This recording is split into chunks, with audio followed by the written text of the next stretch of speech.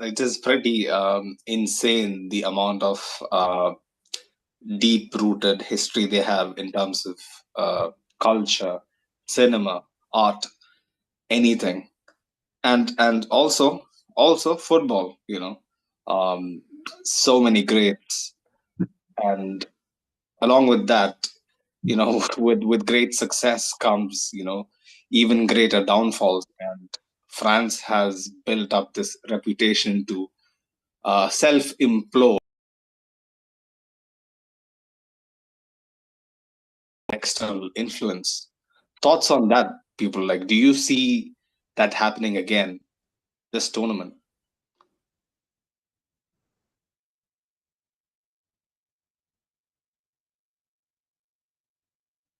Ah,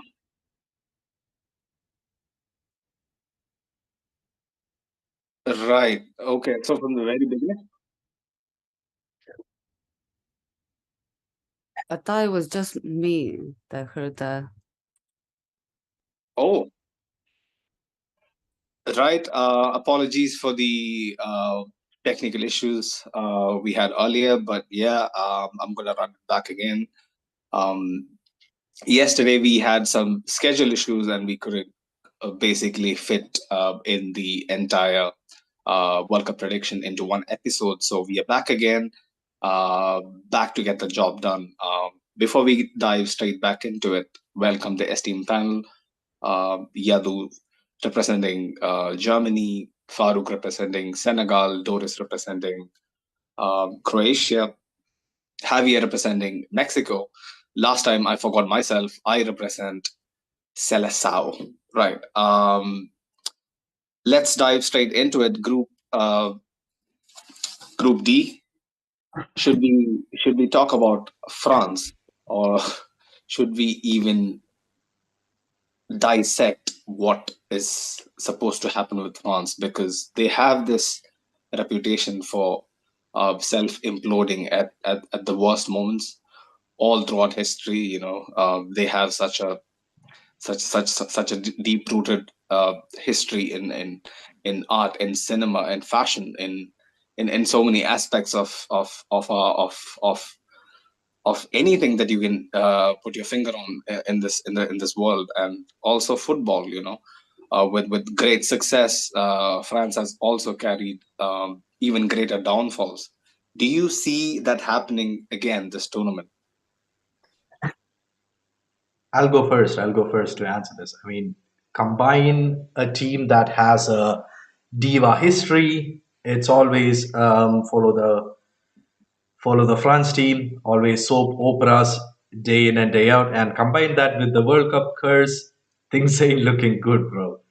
Mm, But there's always the argument that it's a team that is packed with talent, yeah. and it will be an interesting case of the World Cup curse Mm, versus mm, the France team this time. Should be an interesting matchup. I know that our thumbnail has Benzema saying that the World Cup curse is a myth. I want to believe BDB, but again, it's a relatively easy group for them. I see them going through even with the mm. World Cup curse in mind. So yeah, that's my contribution, I guess. What's the rest of the panel feeling? Same thing. I would just like to say that maybe the curse is maybe over, considering that they don't do so well in the Euros and Nations League, considering their team, um, especially now in the Nations League, we drew them once and won against them, which was really unexpected, you know. But their team changed a lot since the last World Cup, especially in the midfield with the two of our players now playing, and of course Benzema. He will be a huge factor in this World Cup for France, and many eyes will be on him. So I think it will all depend how they start. Because if they start strong, I'm sure they will drive themselves with that, and with the group like this, I think they will, start to believe again. The thing that happens to most World Cup champions is that their evolution kind of stagnate, and they kind of run out of ideas how to progress their squad from one World Cup to the next. And France, in all honesty, might suffer from a bit of that. Like you mentioned, how it is a kind of a different side. Yes, partly, but not entirely. I mean, the midfield has kind of gone a slight revolution. You can call it if you want, but I still feel like a midfield of Chouameni and someone like Fofana is not enough. Is not enough, in my opinion, to actually go where France thinks they deserve to go. But that's just my opinion. They have so much talent in their ranks, but as a collective and the rising tensions with Didier Deschamps, I don't see this ending too well. I just I hope don't. Benzema I has good definitely form. don't see them as favorites. I just see them as definite favorites for this group, and maybe the Mm, first game in the knockouts, but not mm. favorites in general. I'm sure it will be a good run for the first timers in this team, and it'll be a, a learning phase for them. Pogba is a huge miss for them. Nkunku is another big miss for them. Varane also. Varane also, a huge experience. You're missing the main miss there, actually, Sunil. Let me interrupt you. Actually, you said like it's a slight evolution in the midfield. I totally disagree with that. It's a total revolution. I Total mentioned revolution, but I mentioned see, in terms total. of personnel, you could say revolution, but do you see that Listen. midfield? The point Do you now is see that that midfield? Didier Deschamps is going to Let me switch ask you to a this two-man question, defense. yeah? Like, do you see that midfield basically outperforming the one in 2018? No, you don't. That's what I'm I saying to you. can't see You that. said it's a slight evolution there, right? So that's what I'm saying to you. Like, it's not a slight evolution. It's a total revolution in terms of both personnel. A revolution should mean that the team that won the World Cup should have a better midfield than when they Not won. necessarily. I agree with Farouk because Necessarily mean that a revolution can be a totally different thing. Sorry, go on. if you Hafiz. remember, the 2018 Pogba wasn't that good. Not in terms of the French national team. He wasn't a good Pogba, and Exactly. he excels himself in the World Cup. Maybe someone like Eduardo could roll that spot because I think this France defense is better than 2018. Defense for sure. For sure. Yeah, and the attacking is probably the best in the world in terms of possibilities. Having Let me just Benzema. stop you right there, because Benzema seems like a big doubt, especially for the Yeah, group stage. but it's a doubt in terms of if is he's fit or not in terms of what is he capable of doing. For sure. Yeah. Mm. Yeah. Yeah. And The day that Benzema decides to step up and instead of playing second fiddle to Mbappe, just takes the game by his standards, then it's done. yeah, he will probably miss the first game, probably even the second one, because France don't need Benzema to win this group. Mm. France need But we Benzema have to seen win the even World greater Cup. upset. That's my fear for France. Yeah, a And group stage exit would be end of the would road be yeah, for Benzema as well. would be a huge shock. But Yeah. but the thing is, their squad is not in exactly the best space in like that you want like the reigning champions to walk into another World Cup. They certainly have the squad harmony in disarray, and like I Yeah, can't. but Yeah. but even that, even if that's true, that I also think is true. Even with the curse, most of us wouldn't be surprised if France end up winning again. Mm. They're probably the second or third favorite team to win, even with all these considerations. So Mm. That's if actually they true. The manage, bookies have France at number 3. It's Argentina, Brazil, and then France are on the bookies charts, which is something Mm.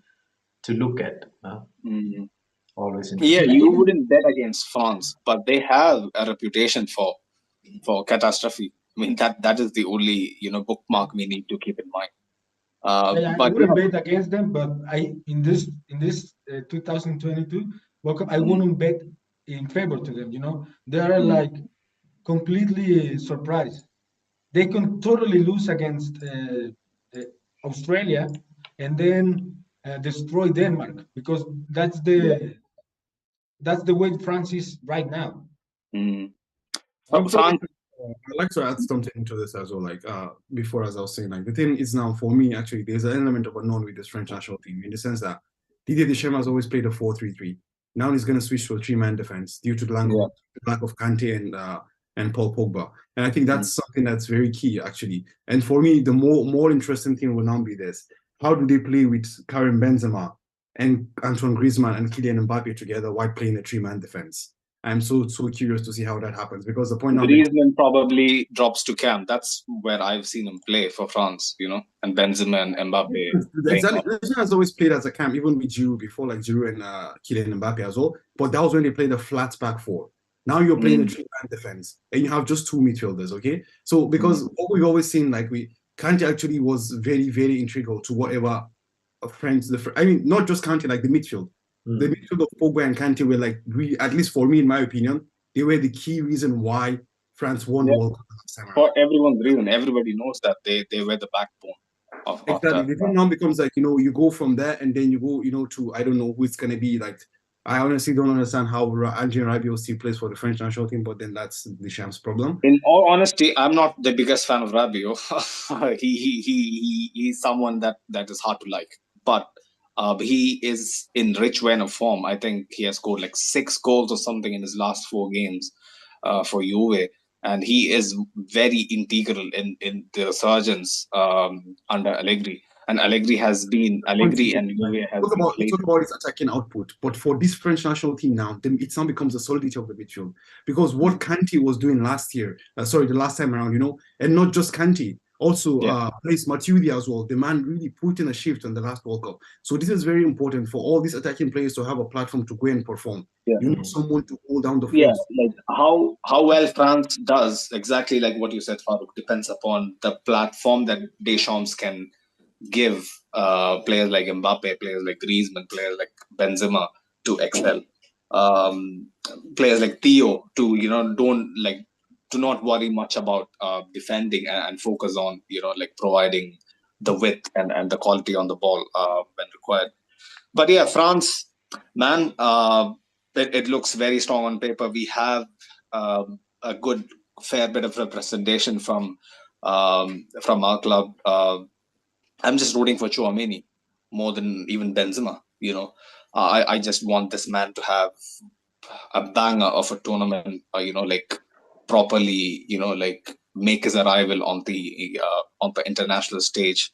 Through Right his after winning the Ballon d'Or, making him the best player on the planet. Yeah, that's a story. That's a script written in the stars, man.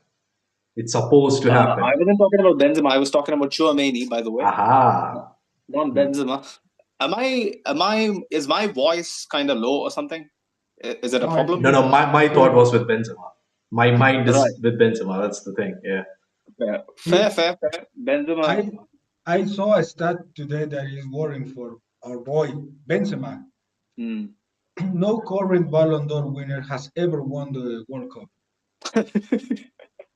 I mean, yeah. I mean, I still don't expect France France keep to playing. win, but yeah. Let's just hope he I has a good like tournament. this is the thing, like I don't want to be that guy, but I used to always be very concerned about him playing non-stop. And I used to tell them, irrespective of we winning the Champions League and him winning the Ballon d'Or, after that period, he's gonna miss a lot of games, and which is what is happening, and it's sad to see. But yeah, we have to kind of move on. Let's get into Tunisia.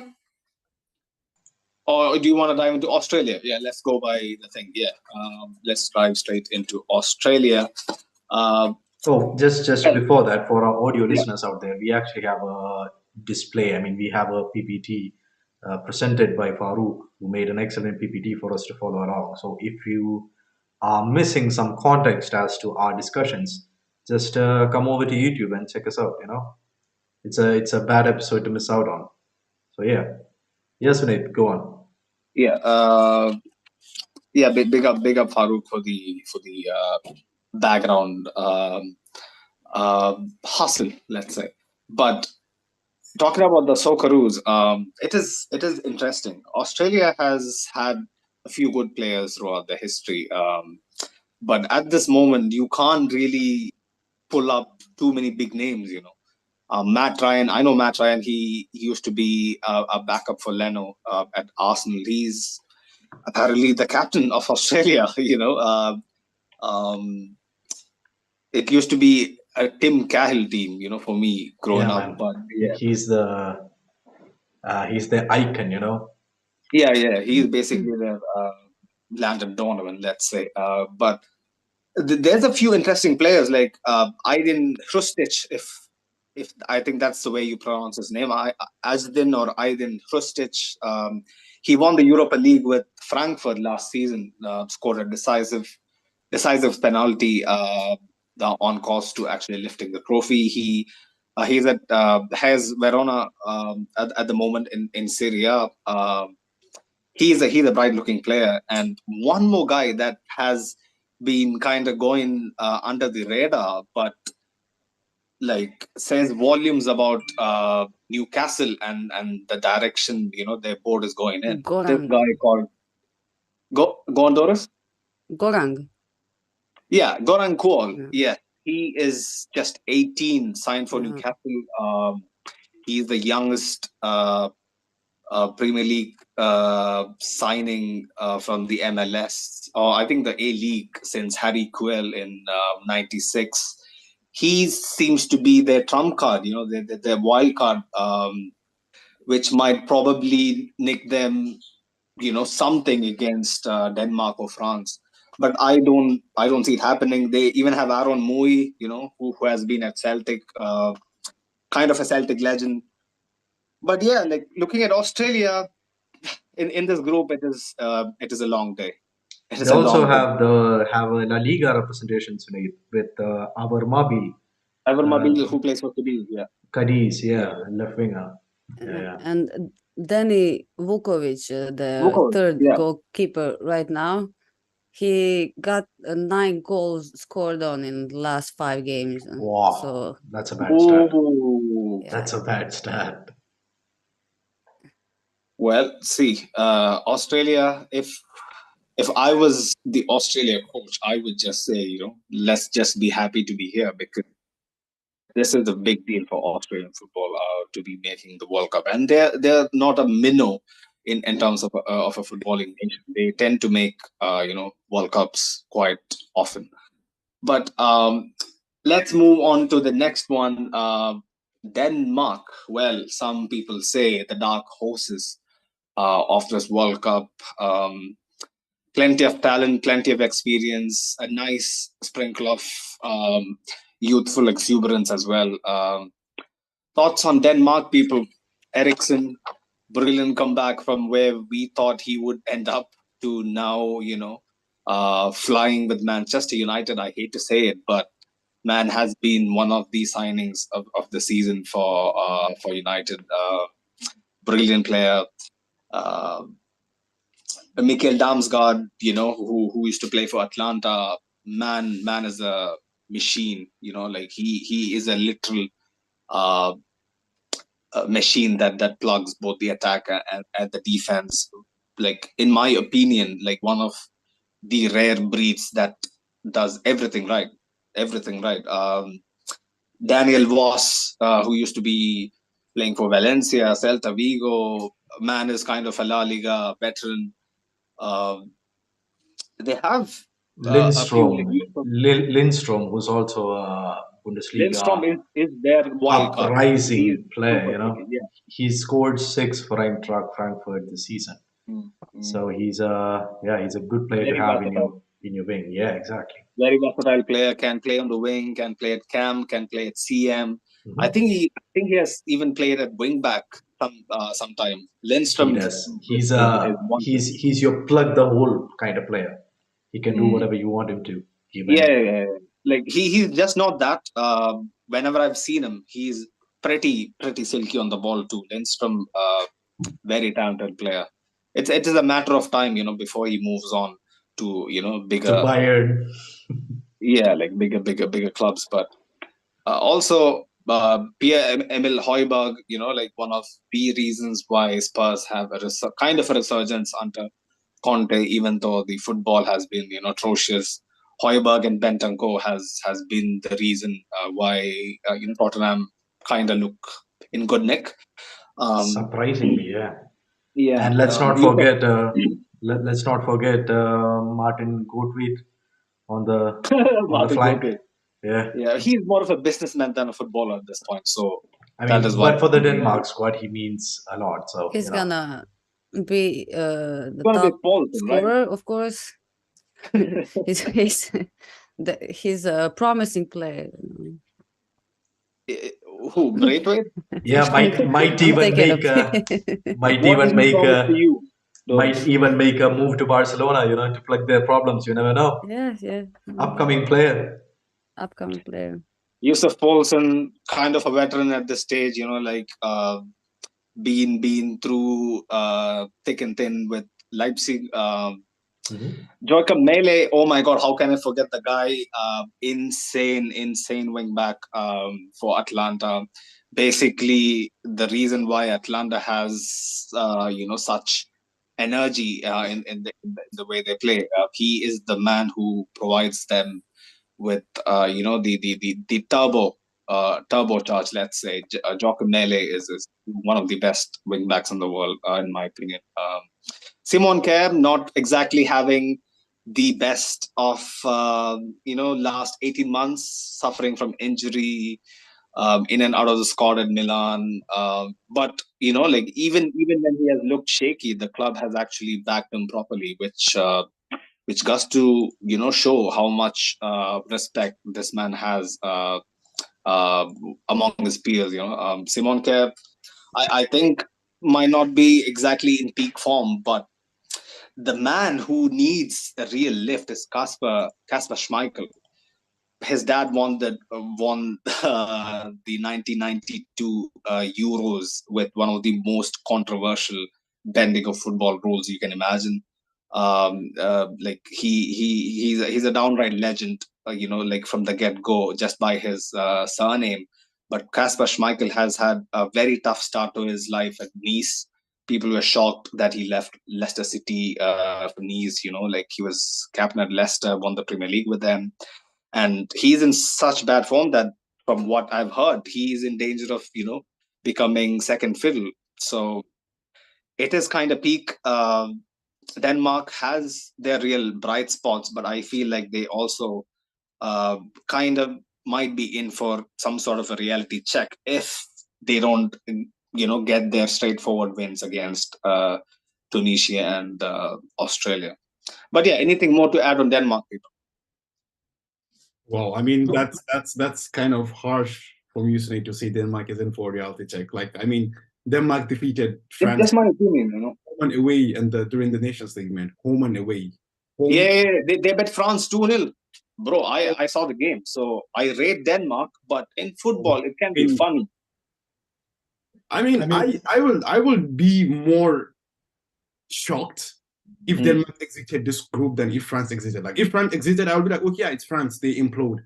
But I mean, Denmark going out of this group, and I mean, if Denmark not winning this group, for me, will be, it's a 50-50. I mean, for sure, this group is between France and Denmark, and I will place my money on Denmark, honestly, because Denmark is a team of, I would like say, like it's a team that fits each other perfectly, because, for example, with someone like Christian Norgard and Mikkel Damsgaard, they played together for Brentford for a while, so you go, you look like someone like Joachim Andersen and Andreas Christensen. They've played together in the youth system for a very long time.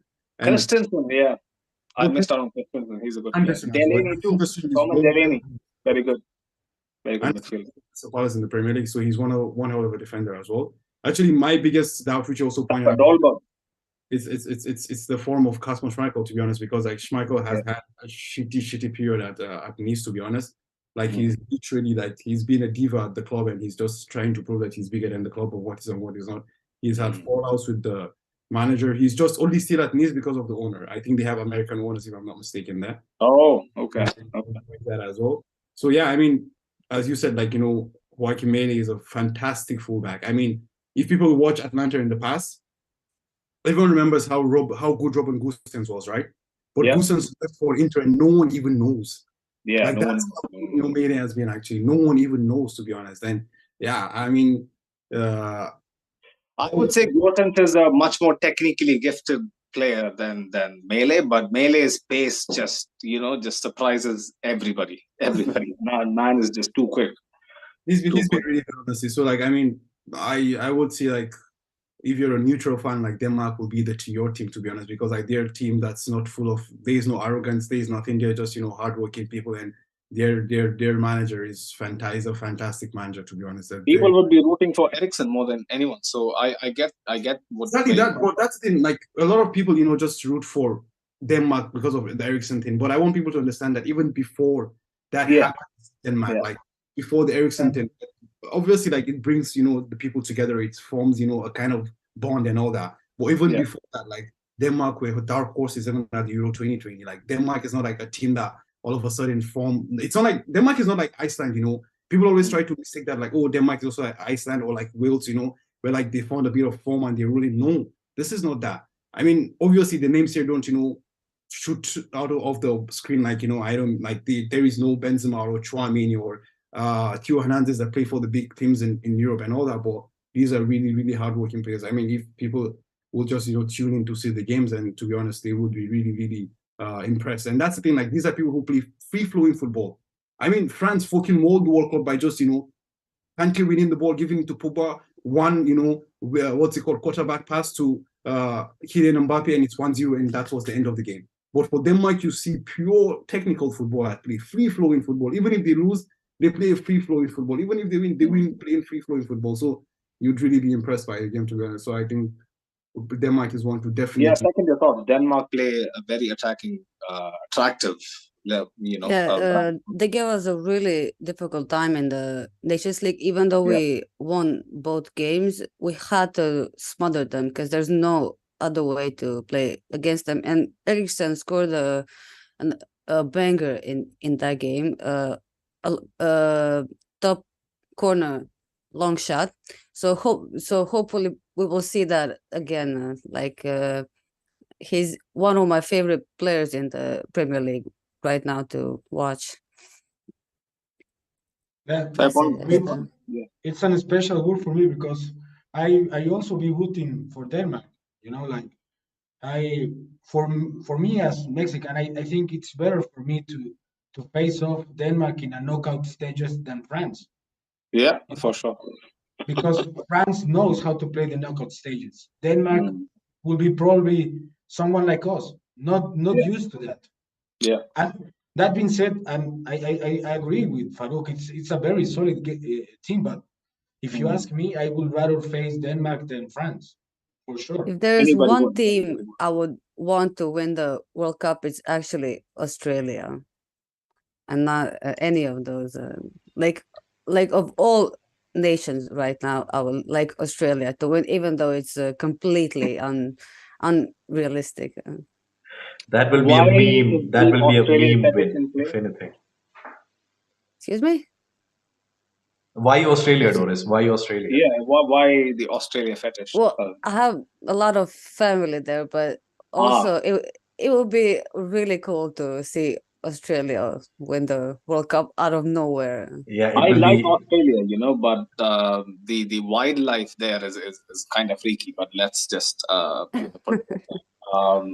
let's kind of move on to Tunisia. We are kind of, you know, we spent like almost half an hour on this group already.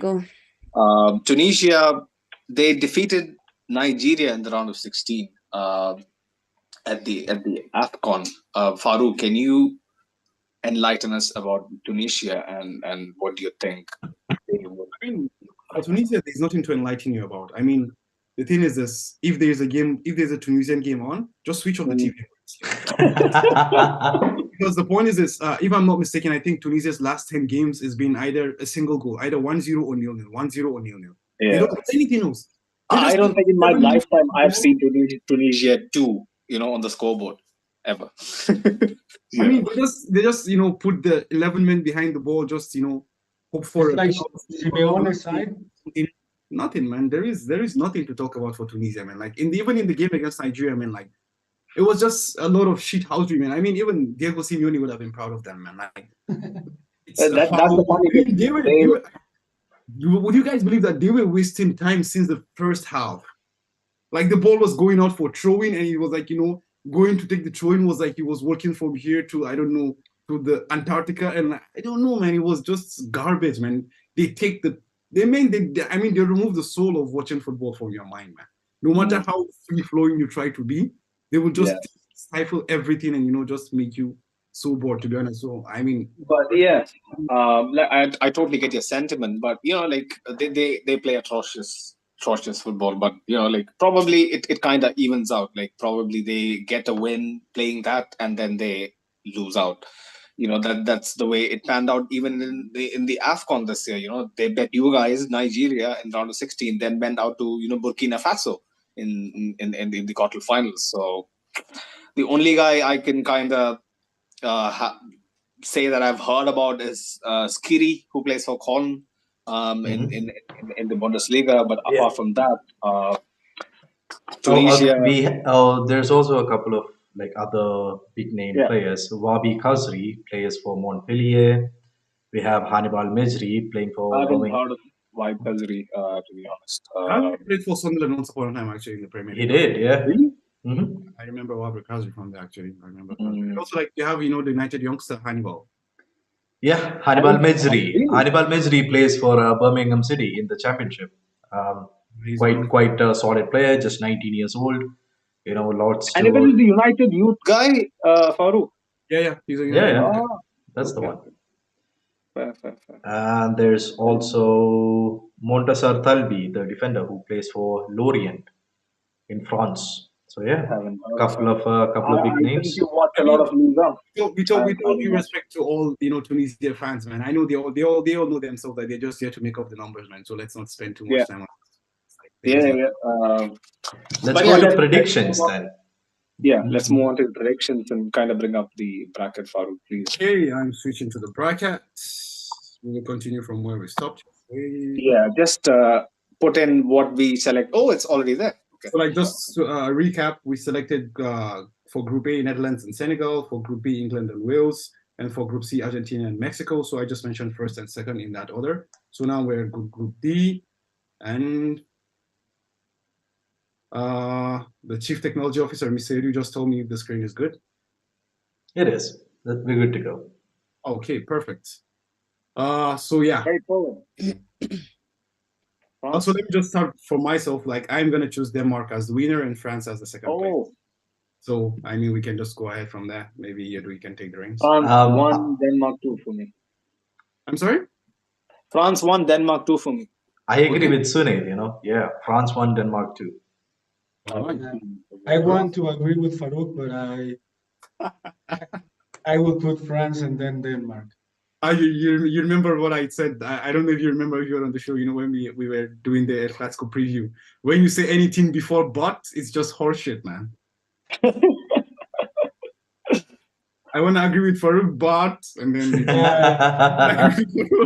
I really want to Farouk. I really rather be facing Denmark, but realistically. Well, if you ask me, I will battle against Australia. The door is but that's not gonna happen. So yeah, for me, France first and second Denmark. Okay. Let's wrap it up quickly and move on to Group E. Doris? Same thing. Even though dreams are dreams, I will dream. France and Denmark it is. And okay, for the audio listeners, we selected France as number 1 and Denmark as the runner-up of this group. So we're moving on to Group E then. Come on. That's my group. Group E. Yeah. It's Die Mannschaft. Am I correct? Yeah, Die Mannschaft. Die Mannschaft. Yeah, let's talk about the Mannschaft. I mean, 2018 was yeah, come on, Javier, represent. I need to get a shot. Okay, fair. Talking about the Mannschaft first, the spine of the team, as always, is Manuel Neuer, Joshua Kimmich, and then where is he? Where's Muller? Oh yeah, there you go, and Thomas Muller. That has been the case for a number of years now. It will be perhaps for the last time this World Cup. For sure, Manuel Neuer and Thomas Muller will stop playing after this World Cup. So their final World Cup, and they want to end it on a high. Forgetting everything from 2018, which was a garbage tournament, all things considered. But the only good thing to come out of the 2018 tournament is that Joachim Löw finally stepped away with his ball scratching stuff, and instead we have the young Hansi Flick, the Bayern legend, the nightmare of Barcelona, coming in to manage the team. And yeah, man, just look at the lineup. It's absolutely amazing, but nothing you wouldn't expect from the Germans. We do have a lot of young talent coming up. We do have a couple of big names missing out, though. Yeah. And I mean, how much do you guys rate the likelihood of Germany making it all the way to the finals? I mean, the feeling in Germany at the moment is that a semi-final spot is pretty much guaranteed for Germany. At least that's the general feeling here. I want to come to you guys with what your initial feelings are, and then I'll just go into a little bit of big names missing, big name players, etc., etc. Just a quick question to the panel. In Personally, my for me, I think Go on. a quarterfinal run for Germany would be a good thing because, as you mentioned, to be honest, like this is a new team and there's a lot of players who don't have that international experience, to be honest. So I think that's gonna be something also to check out. You understand? So I think a semi-final might be too far-fetched, in my opinion, but I think a quarterfinal would be something solid. Yeah, I agree to Farouk as well. I think probably apart from the mishap against Hungary, I mean, who doesn't have a mishap against Hungary? Hungary are a menace to play against. But apart from that, I think Flick has been pretty sensational for Germany. Like the uplift is very much clear as day to see since Joachim Low left, and this team, in my opinion, is kind of built for the future. What it decides to kind of emanate is basically a portal into the future, because this team has a weird clash of different eras. In my opinion, on one side you have such experienced veterans in Neuer, Gundogan, Muller. On the other hand, you have like someone like Mukoko, Musiala. So, semi-final, like what Farouk said and what like Yadu said, the Germans kind of, expect is kind of around where they might end up. If they don't end up there, it might be them underachieving. No doubts about that whatsoever. Exactly. The expectation here is that we end up in the semifinals anyway. Yeah. Like So whatever in happens, my we end up in the opinion, semifinals. this is a squad built for 2024 Euros, when the Euros is basically held in Germany, Yeah. in home soil. So this is a team that is shaping up for that rather than this.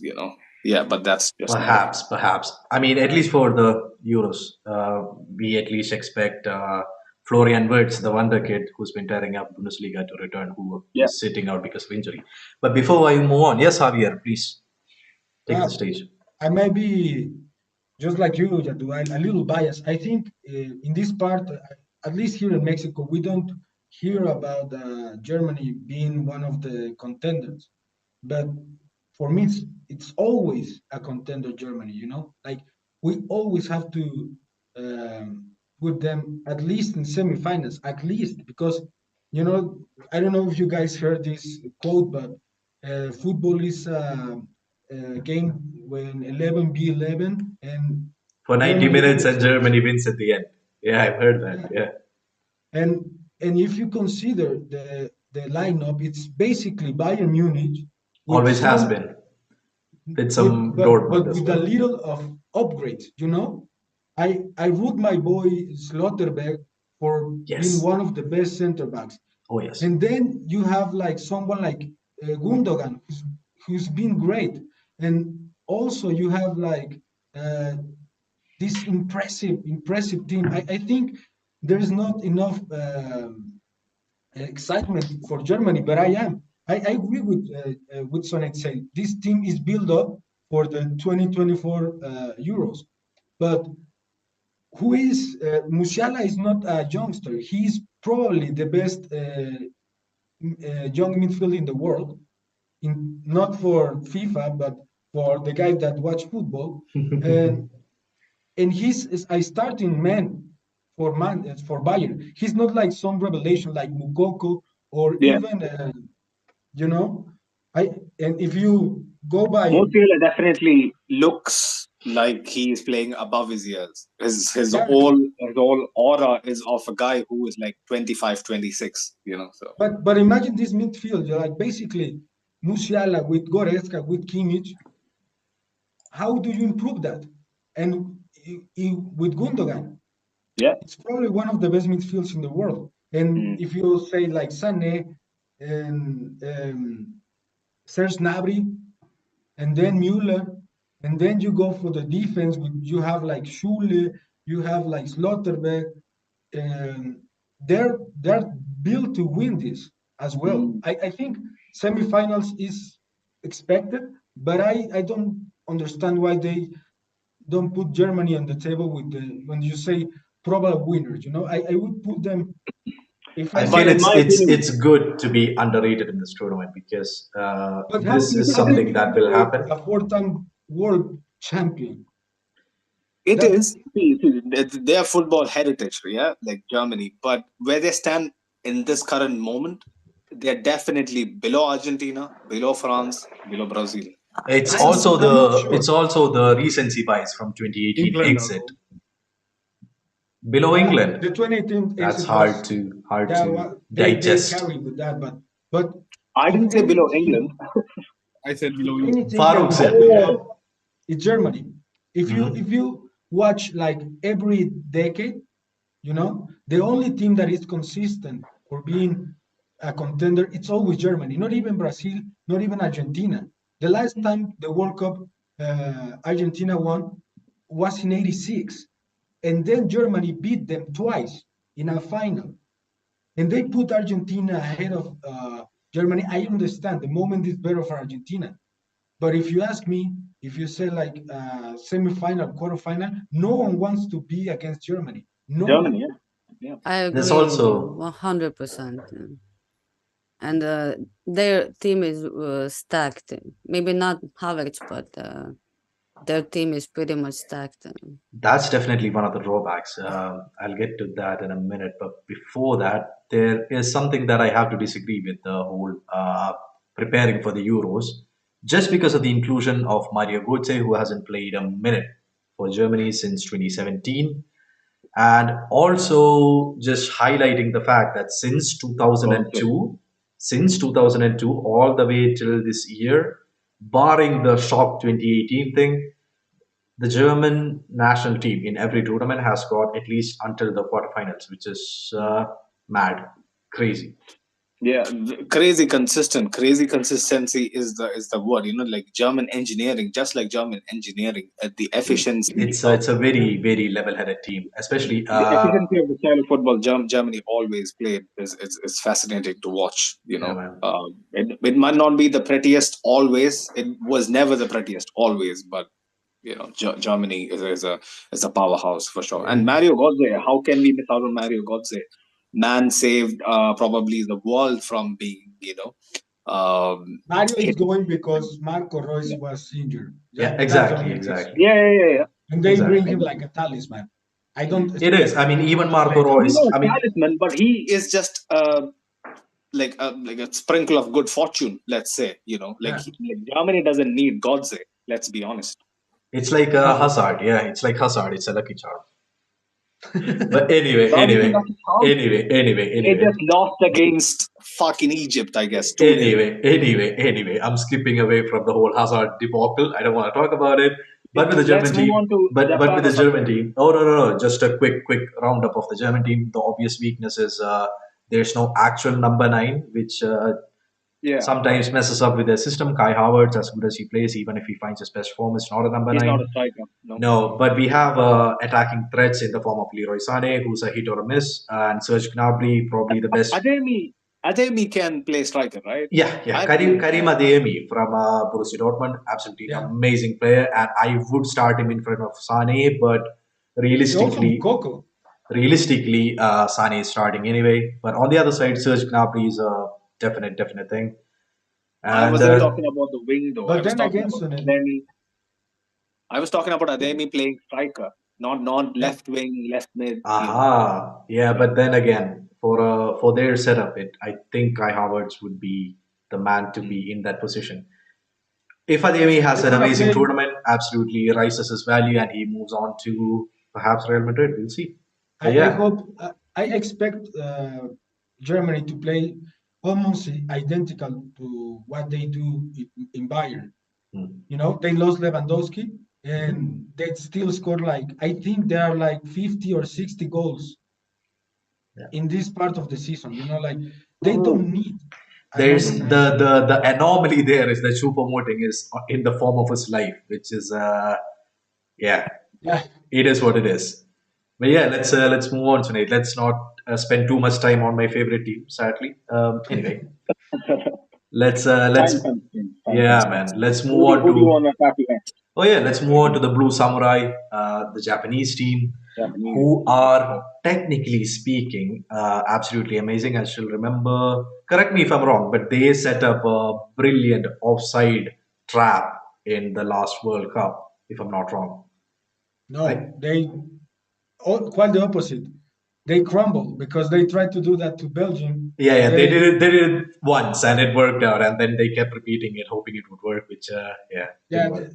they look so innocent because they have Belgium in their pocket. Yeah. Anyway, I mean, a lot an interesting lineup this time.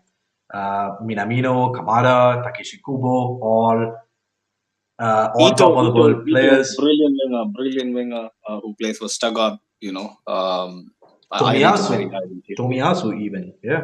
Tomiyasu, very solid. One of the signings of in the Premier League last season for Arsenal. So versatile, can play centre back, can play right back, can play left back.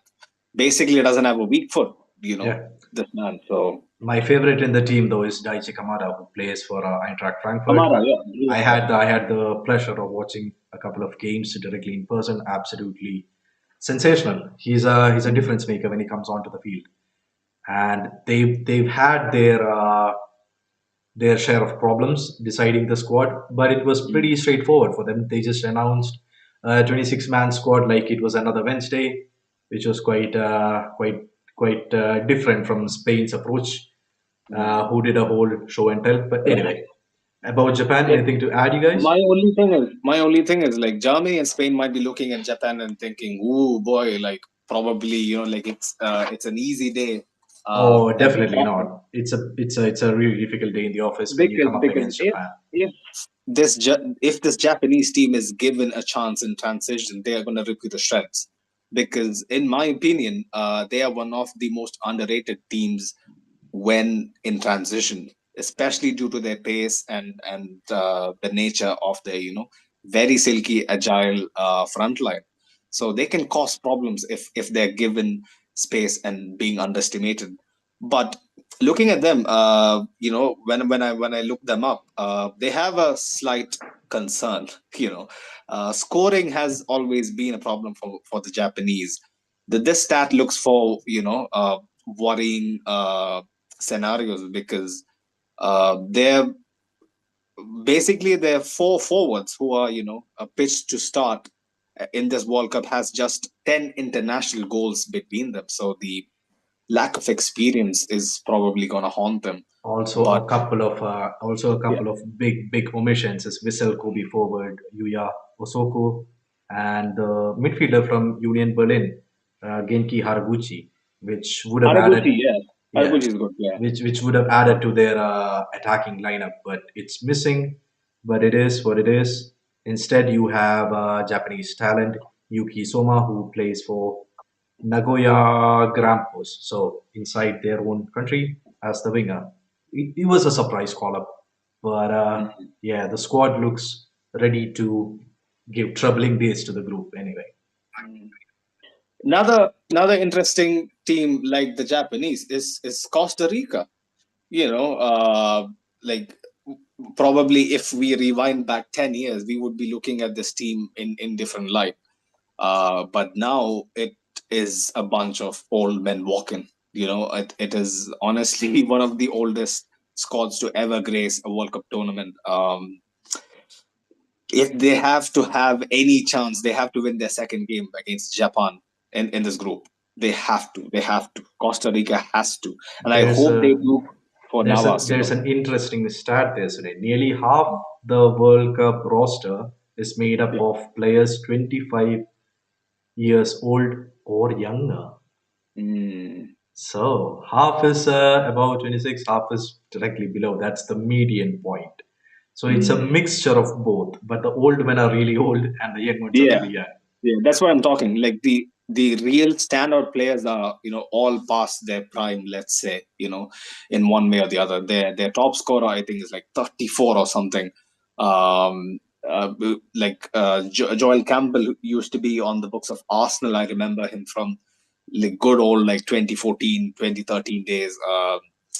Yeah, like it's surprising to see, like names like Joel Campbell pop up in 2022. Um, but yeah, Like like I would. almost he went to the Liga MX to almost retire. Like Yeah. Oh.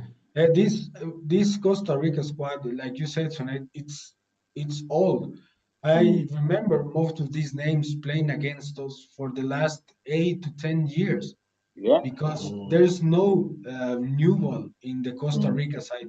They came out to the World Cup knockout, the knockout way.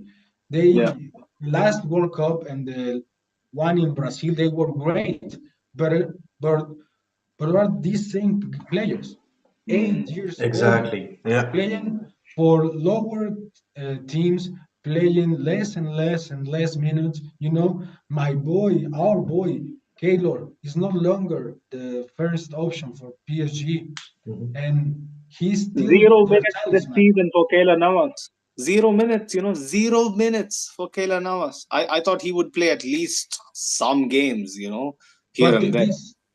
this new manager said like there's no reason to have two goalkeepers. You need one and a substitute. And if you ask me, I will do the same because Donnarumma is like what 23 against 35 of Keylor. There's no point of uh, like giving minutes to Keylor in But terms Mm. of PSG. Kayla, yeah. But since that's because of all that, I think Navas definitely has a point to prove. Remember, like he was the sole reason they got to the quarterfinals in 2014. He Yeah, was but impeccable. yeah, but And he was in the peak of his life with yeah, and now that's what earned like him his move to us. if Remember? like someone asks like I don't know even all most goalkeepers are old, like you have Yeah. Manuel Neuer, you have like uh, Ochoa for Mexico, and you have these old goalkeepers, but they all play. Mm. Keylor is not playing, and Costa Rica. For me, it's a sad because I like them. This is not a huge rival in CONCACAF, but I don't see them winning. Like I don't see them even scoring in this Yeah. group. This group is terrible for them because they will be destroyed by the like the youth of the German Mm. and the tiki Yeah. taka of Spain. There's no way. Probably they will play some good football against Japan, but I even doubt that. I think Japan is going to win against Costa Rica. Yeah, That's yeah, just for my sure. opinion. This is Japan is going to are be. probably the worst CONCACAF representation in this World Yeah. Cup or in a lot of You, World Cups. would I you don't say that? remember. Would you say that they're worse than some of the Paraguay teams that has made to the World Cup? Sorry. Would you say that they're worse than some of the Paraguay or Peru teams that have made to the World Cup? No, because the worst team in CONMEBOL usually is better than the middle team in CONCACAF. You know, even someone like Bolivia could be like 4-0 against someone like El Salvador. It's a huge difference between like even the top teams. Like the top teams in CONMEBOL are the best in the world. Argentina, Brazil, Uruguay, and the best teams in CONCACAF, Mexico, USA, and Canada, they're not even close. You cannot compare them. You need to compare Mexico like That's a someone very like fair point. That's a very fair point. But we need it's to move on to kind of the guys that we find very hard to support. Well, I grew up hating Spain. I'll be honest. My friends were Barca fans. Uh, my best friend is a staunch La Roja fanatic since God knows how long, like probably for the last, ever since they won the 2008 Euros. This man has been on my back, but he has kind of died off. Uh, I think post 2014, he doesn't make much noise. But I have a huge hatred for the Spanish national team, especially for very understandable reasons, I guess. Like Before even we though, move on, Sunit, I just want to point out that if you guys hadn't heard or seen the World Cup squad announcing event for Spain was a whole spectacle. There was a big screen setup, the coach Lucho just walking out like a man, a host, a presenter, big red oh, screens going up, La I Roja in all its glory, just to wrestle up the fans and to get the support.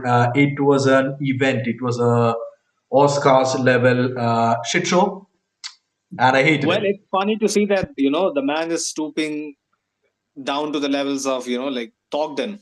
Like basically he's running Twitch streams at this point. It's an interesting strategy. I mean, it gets the young fans along. I see why you do it, but yeah, I find it difficult to root for Spain. It's In my opinion, Spain doesn't even make it to the quarters. They'll make it to the round of 16, but I don't see them even in the quarterfinal. But yeah, it is just me. But I yeah, like disagree though. I mean, just look at the lineup. It's we have representation with I know, Carvajal, yeah. with Carvajal and Asensio, which is not saying much for the depth of their team. The only other realistic options are Mm. half as good. And That is kind of the pressure that is put upon this young Spanish side, because no matter how much you try, you'll never be able to emulate the greatest, I don't Spanish. think they want to this time. This, as I mean, you guys talked about the Euro squad prep. I think Spain is doing more or less the same thing. They have a young squad being built up from the ground Yeah. inside Barcelona's training ground, which is saying something. And there's a mix of a lot happening and a lot not happening. Mm. Um, it's even in the Euros they did better than I expected them to in the previous Euros, which is not saying much. But this time around World Cup, I'm expecting at least round of 16 for them. Yeah, If Eric Garcia starts, it's gonna be a long day, my he friend, and he's probably gonna we start. won't. No. the Kaiser Garcia against He's gonna the, start. the actual Kaisers. Is Let's not Frank go and there. Doris Let's not even, go there. because they haven't said anything for like the past 15 minutes. you know. Doris and Farouk, you guys, what do you think about the Spain Yeah, squad? guys, and just not to make the thing so long and long and long, but to be honest, like I think Spain is an interesting prospect in the sense that you thinking it's a young squad, but then again you look and you feel like okay, like it's only three players in this team Yeah, young. Like I mean, you check people like Laporte and Pau Torres have been there forever. Jordi Alba and Jose Gaya have been, Carval and Aspilicueta. They've done this thing. They've seen everything that's there to see. yeah. With Sergio Busquets has been there since the squad has been founded. So yeah. he has been there. Like Rodri is a seasoned performer right now.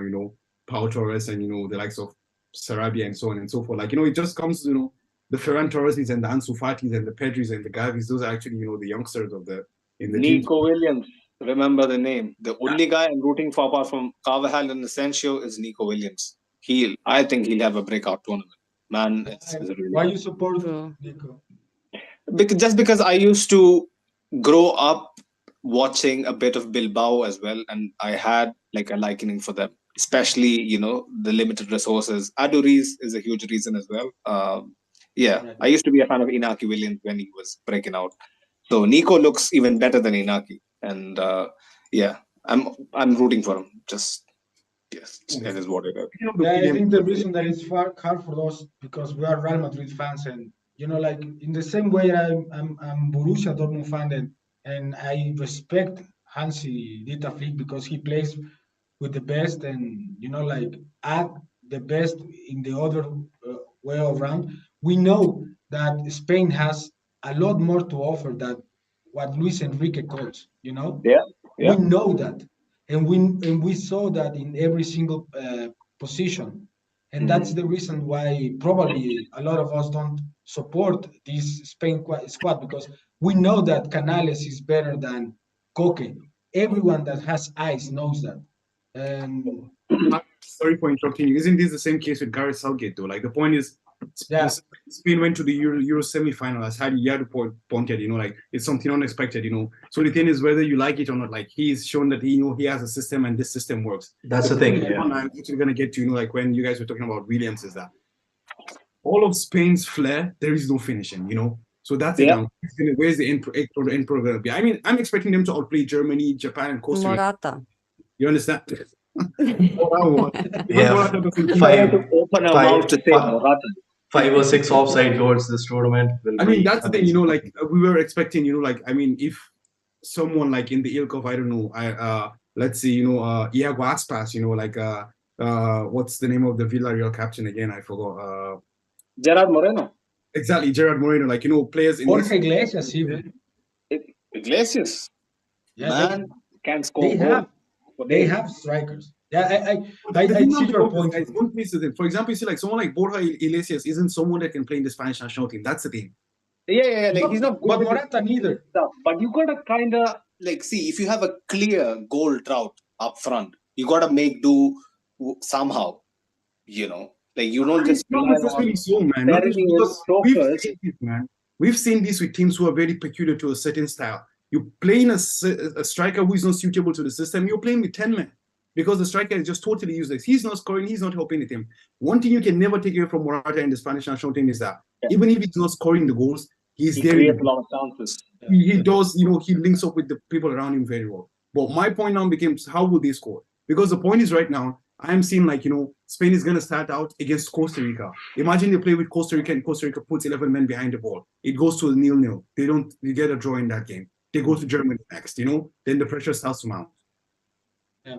So that's the thing, like it's very, very important for Spain to start scoring. They find a way to start scoring because I can remember, maybe I'm wrong, Dorish, correct me, but I think they had a high scoring game against Croatia at the Euros as well with Spain, right? Yeah, it's pain. So that's the thing, like they have these moments that they can maybe. It was 5-3. Yeah, exactly. I think it was after extra time as well, if I'm not mistaken, right? Yeah, so I Spain mean, that's without just theirs. about the squad depth and all that. When Morata scored. better players on the bench, you just call them on. But yeah, I think. Let's move on from this. Oh, before we do move on though, just a small addition in it.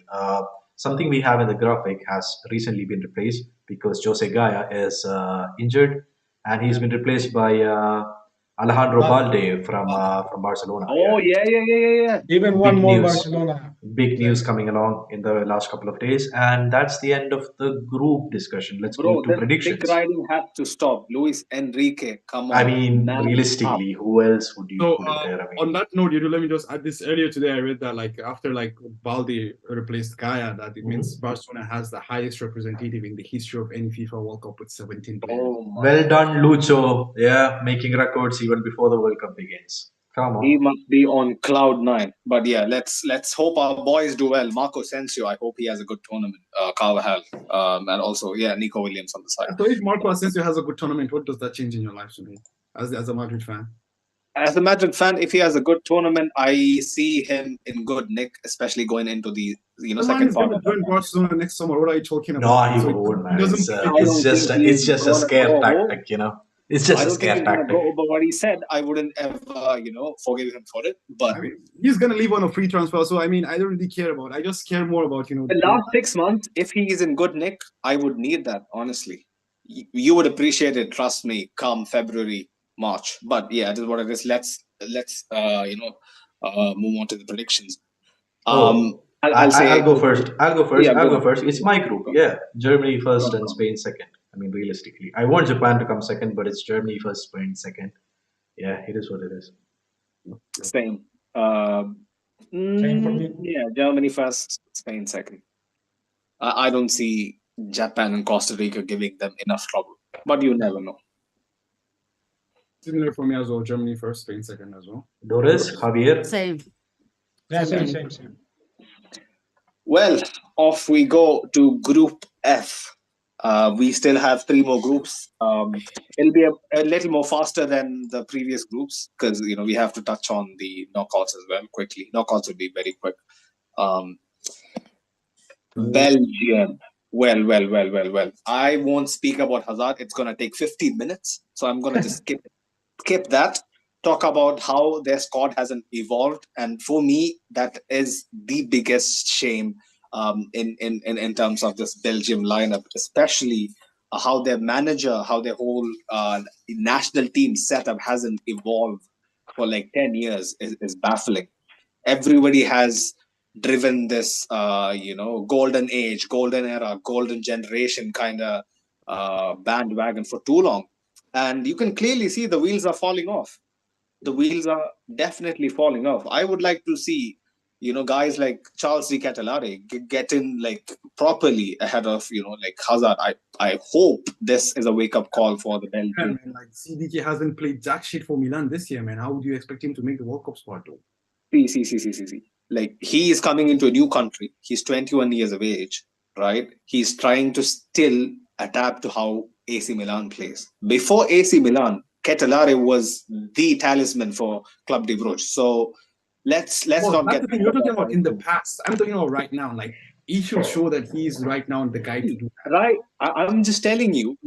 Hazard, for him to wear the armband, like I don't understand like how he's basically living off past glory as well. I'm just telling you, like Robert Martinez should have put in some sort of a plan that kind of mixed off both the golden generation and the new upcoming talents. That's just my opinion. But yeah, let's just keep it moving. Any thoughts on Belgium, people? Doris, it's your group. I mean, Your I group. expect some thoughts from Doris. Yeah, well, today they played against Egypt. They lost. It was a 2-1 game. But there isn't much more to say than there's already been said. They are second highest rated nation in the world right now, still, which is baffling, Really? Belgium is still number 2 in the FIFA rankings? Still, yeah, I checked it out right before we. Where is Um, Argentina? Yeah, Are Doris they? couldn't believe it. yeah, I couldn't believe it. I Who's was number one? That's Brazil, right? Sure. Brazil is number one. Wow. So yeah, Lukaku is definitely a question mark for this World Cup, and of course Eden. I'm not sure how well he will do. Of course, we will like him to do well, but at the same time, I don't think it's really a possibility that he will be their star man. Of course, we will all look at Kevin De Bruyne. But considering everything and their last few games, they have a trouble scoring, and their team is all right in other roles, but their forwards are having real trouble scoring. Maybe because of Eden, maybe because of Lukaku, but I don't think this World Cup will go as well as their last one. Um, Anything else you have to say, guys? That's It's The pretty an it's only much an it. Hazard who's turning up for this World Cup is Torgan Hazard. You know. Yeah, for the better Hazard brother. Yeah. Anyway, it's a But relatively Hazard easy group probably though. is gonna play right back. He's been playing right Yeah, back for Borussia. he has. Yeah. Well, guys, I have a question for you guys. Don't you guys think continuity is going to come into play for Belgium in this World Cup? Because the point is, as Sumit pointed out before, like they've played together for a long period of time under the same coach with the same number of players. I think maybe like that know-how there maybe might be, because the point is, to be honest, like even when Carrasco went to China, he was still playing for Belgium and he was still doing like he was still performing like way more than I expected, level to be. So I don't know. I was just thinking about that as well because like these players know each other so well. To be honest, maybe that might be an advantage for them. About I mean, you could make the same point for even Fernando Santos, who's been managing the team for so long, having a system of players and not really performing up to expectations. So it's a question of hit and miss, and this time it probably will be a miss because of all the problems in attacking. Defensively, probably the best team. Yeah, close to the best team. Have the best goalkeeper in the world. The whole squad depth is amazing. I can name any random player, and they will be playing for a big club in the world. So it's a given thing that Belgium has a good squad. Whether that squad turns up but depends on what day it but is. including us, our kids, and probably our parents. Some of our parents might say that looking back on this Belgium generation that they didn't excel as much as they That's would the have other thing. That's my other point. That's my final point to add. That this is the last chance that this golden generation has to achieve anything better than a good rank in FIFA. Best rank in FIFA, Yeah. let's say. Let's. He- I Here's think the that thing. Even if they will probably be second in this group, probably. But what it means is that they will probably play Germany first, and even if they win, then they're playing Spain or Croatia. So it will be a tough road for them, a much tougher road than it was last time. Before we move on, I just want to quickly point out two things. Van Anken and Ahmad Wanana from Everton. Those are names you should circle out. Those are 14 good ballers, guys. Really, to be honest. Vanakan, bro, I've literally, I remember we played Bruges in the group stages. I think Zidane's final season in the second stint, and man was running circles. I remember, like how this guy hasn't been, scouted by a big club. Vanakan is a proper baller. You I need mean, an, if he was French or something, he would also have gone for 100 million. The Germany went for. So that's the thing. Like, True. Yeah, that's also another thing. That's true. very experienced, very experienced. But yeah, Yeah, let's man. quickly move on to Canada. I have nothing much to say about Canada apart from Home massive team. Tonight's home team. Come on. home Represent. team, but I have no affection for No the ties with Canadian them. national team. Mm. No affiliation towards the Canadian national team. But yeah, like what they have done is a massive achievement. Like first World Cup in God knows how long. Uh, like coached by a coach who used to be the manager of a women's national team up until like 2018. So for him to do all this in 4 years with a pool of talent that is very promising, very exciting, but doesn't have nowhere near the experience the guys of probably US and Mexico has in their qualifying federation and whatnot. But looking at their squad, like there are a few very good players. Jonathan Osorio, Jonathan David, Alfonso Davis. How are you just glossing over Alfonso Davis like it's nothing? Yeah. Alfonso Davis has been a household name for like 4 years now. Okay, fair. Okay, now go on. Yes, just wanted to That, get that, that that's in. the reason. Stefan Estacio, brilliant midfielder for Porto. Porto. Yeah. He's big. Yeah. Um, Jonathan David is doing pretty good this season for Ren. He's a 20-year-old and he has 9 goals in 15 matches for a yeah. 20-year-old. That's pretty good, and they're third in the leagues, which is quite an accomplishment for Oh, he him. plays for Lille, isn't it? Lily, Yeah. Lily. Yeah. Okay. Excuse me, Lil, yeah. Yeah. I think this I mixed this it is up. the Yeah. best Canada ever. Yeah. It's probably the best squad Hands Canada down. had. Yeah. Hands down. And when you get to the predictions, I'm gonna make a hot take, especially in this group. I was waiting for this group. Canada can do a job in this group. Trust me. And people are gonna be walking into games against them thinking, well, they're kind of rookies at this level. We might But have an easy day Sonny, they are rookies for in the World Cup, right? But right they know now. how to play big games. I Mm, said it in the preview. yeah. Canada beat us in Mexico City for the first Mm, time ever, and I mm. can't imagine a bigger scenario for those guys until this moment. Mm. The having the 90,000 people against you is not It's that not much. easy to play in. It's not an easy atmosphere to play in. I totally understand. Totally I understand. think it will be easier for them to play against some of these guys in the World Cup like Mm, that, to be in, yeah, in yeah. that kind of scenario. This They Canada also, side has been good for the past 2 or 3 years, like yeah, the best. they have consistently been surprising all of us. Like I remember these signs were very evident. Like even in the last qualification, if I'm not mistaken, Canada was on the rise. But like couple of players I missed on. I don't know how I missed on Buchanan. Who has been brilliant for Club Brugge. And obviously their captain Atiba Hutchinson is the oldest player in this World Cup. He's like 39 years old and is Wow. also the oldest captain in this World Cup. So yeah, big up Canada. Hope they do a job. But yeah, quickly moving on to Croatia. Doris, take it away. Yeah, that's obviously my country. Croatia, it it is it isn't the same team again as it was in 2018. Even in 2018, we didn't expect it to go that way. This time we don't have Mandzukic, we don't have uh, Vrsaljko, Rakitic, and many other players that we had that time. Even our goalkeeper is a new one. Ever since then, we've had Livakovic, and he's a promising goalkeeper. He's a really good goalkeeper, but my dad is not really a fan of him.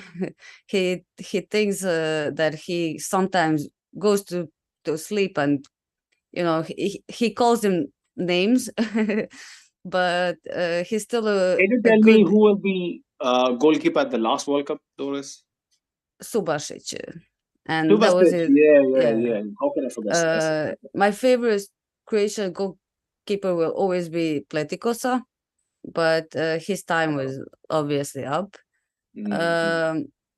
Um, so yeah, Livakovic will take his place. There are some new players at this World Cup that will probably have a good showing. We could mention Joško Gvardiol. He's doing really well I think at he's going to be the standout player, breakout player yeah for. 20 years old, already one of the most important players in our team. Um, Joško Juranovic is one of our better players. I don't know why there's a Stanisic above him.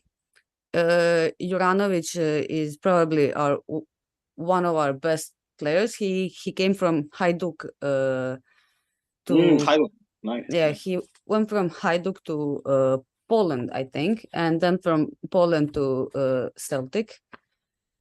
He's had 8 assists so far for them as a right back Oh, and nice. a left back. He can play both sides, but he also plays in the midfield, which is really good for us. Our midfield is pretty much the same as it was, except Rakitic, of course, and we will definitely miss him. But having Brozovic and Kovacic is still a good midfield, especially Brozovic. He's probably one of our most important players. I know Still you are in kicking such it a. in. I know you are a big fan of Lovro Majer, but do you think he has a chance to make an impact? That I'm not a big fan of Meyer. Yeah, I think you have mentioned that you're not a No, big fan. I like him. I like him. Quite in fact, I think he's a really good player. Not kind of the opposite of what you think. Okay, He's fair the enough. player that plays in Rennes, not Lille. I mixed them up. Yeah, he's doing really well for them. He's kind of a lookalike of Luca. So hopefully he can follow his steps. Currently, even in our national team, everyone is looking at him to kind of take his place. Mm, At some point, um, it was supposed to be Kovacic, but everyone is looking at him to do it. I think it's kind of like the psychology of them looking alike, but yeah. yeah. Uh, Kovacic, obviously a good player. He plays for Chelsea. He's played for us, and believe it or not, he has 4 Champions Leagues. That man. So yeah, he is an experienced player. Not my favorite player in our shirt. Doesn't mean that he's bad. It's just that he never shined in our team the way we expected him to. Mm, So yeah, moving on. Our striker position is where everyone is actually looking at. Kramaric is not a player that we expected him to be when he was yeah. 20. You know, uh, he was supposed to shine when he came from Rijeka, but that never happened.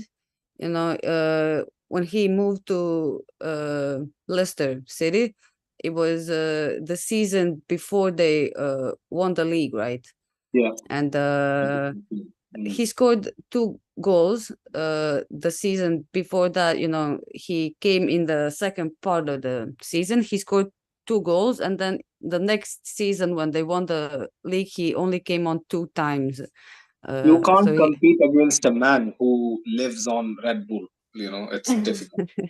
It's difficult. yeah, so it obviously made an impact in his game, and he never turned out to be the player that he was supposed to be. He plays in Hoffenheim right now, but in our shirt, everyone is always clenching when he has the ball.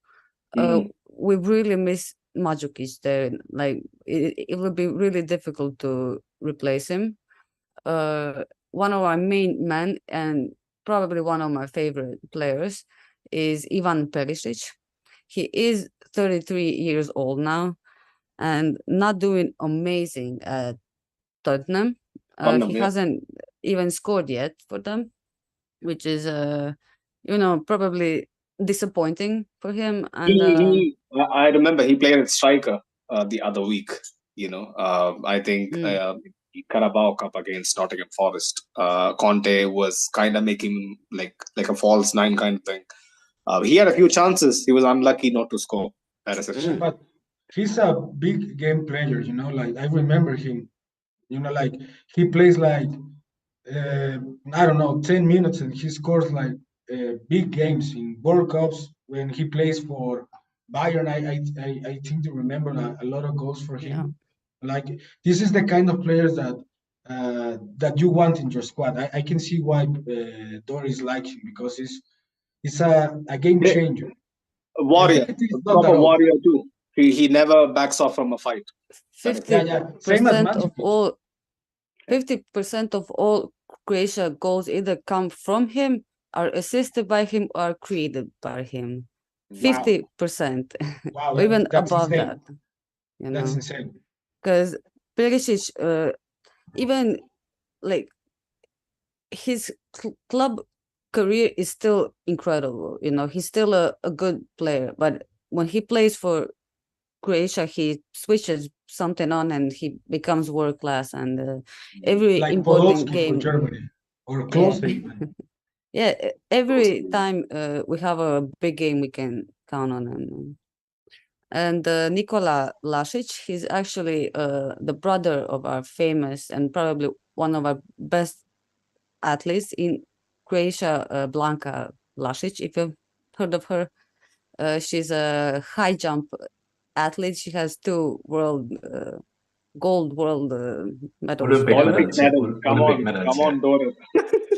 No, the world cup Oh, medals or something, and two uh, medals in the Olympics. So it's separate, uh, it's a Mad. big thing, yeah. So But yeah, quickly round up your thoughts, Doris, because we are yeah, yeah, yeah, kind of course.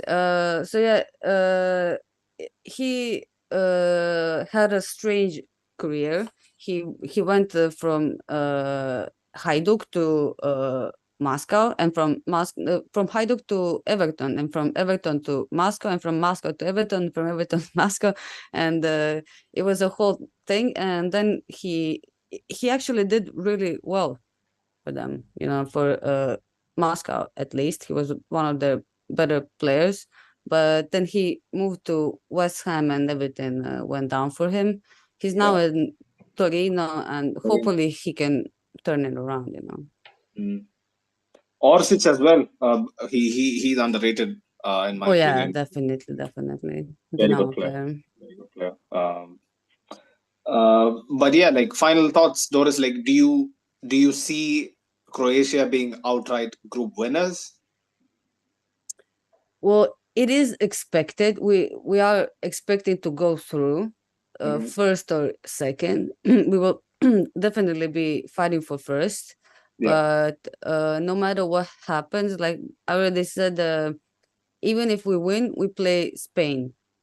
Or Mm. if we're second, we play Germany. Mm. So So yeah, either between way, him. Big that is the games. most important part. Mm.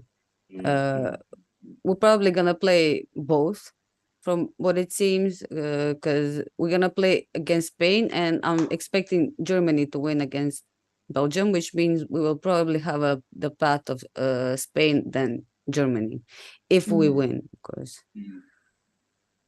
Well, we all would like, Luka Modric to actually, even people like Kovacic to, really do well with this World Be Cup. on top of the world again. Yeah.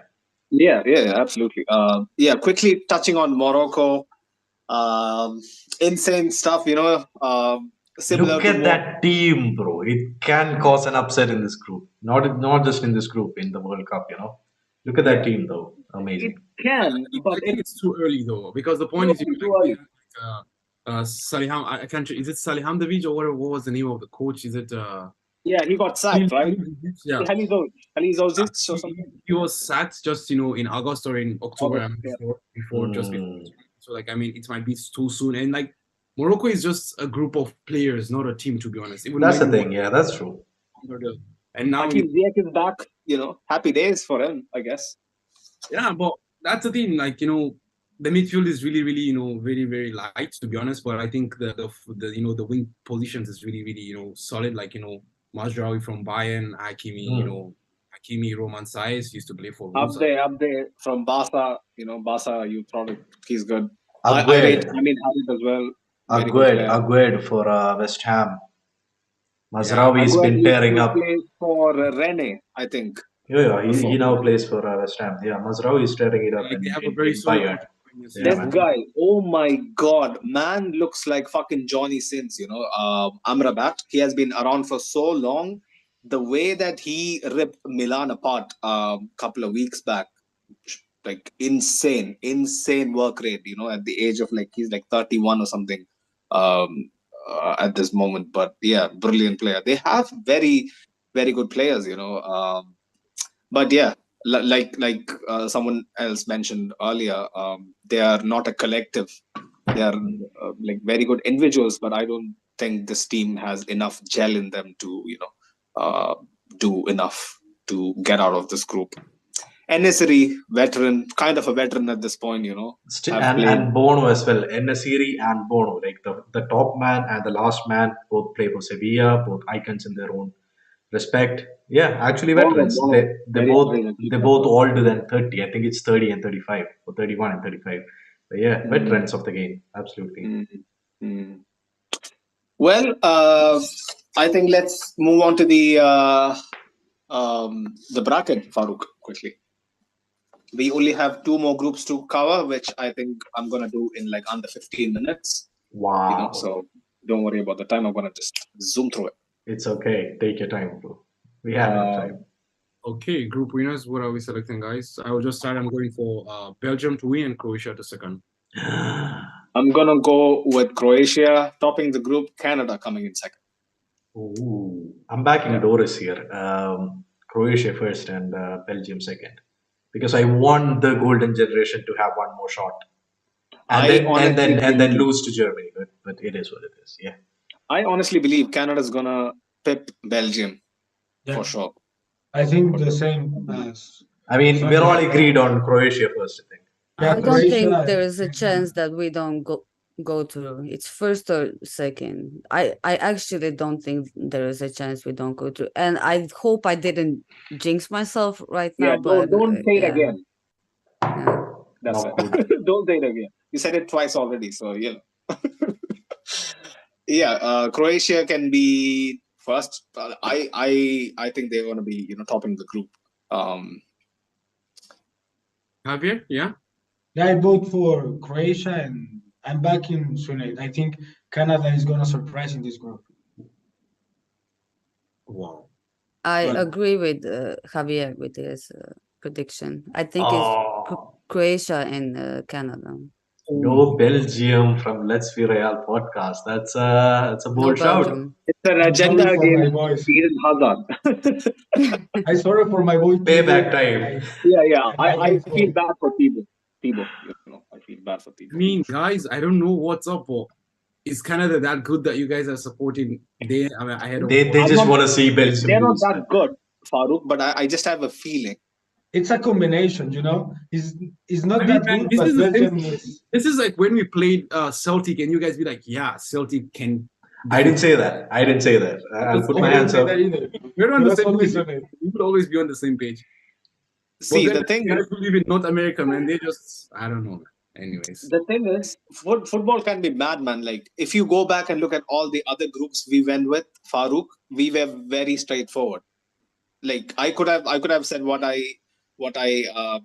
like didn't feel then to kind of make it up. Like I want to root for an underdog, but genuinely I feel like Belgium are gonna fall short. I genuinely feel they're that gonna fall short. Definitely, I feel like Belgium at best is going to be a quarterfinal team, but I mean, not in a group that contains Canada and Morocco. you never know, even in the group stages.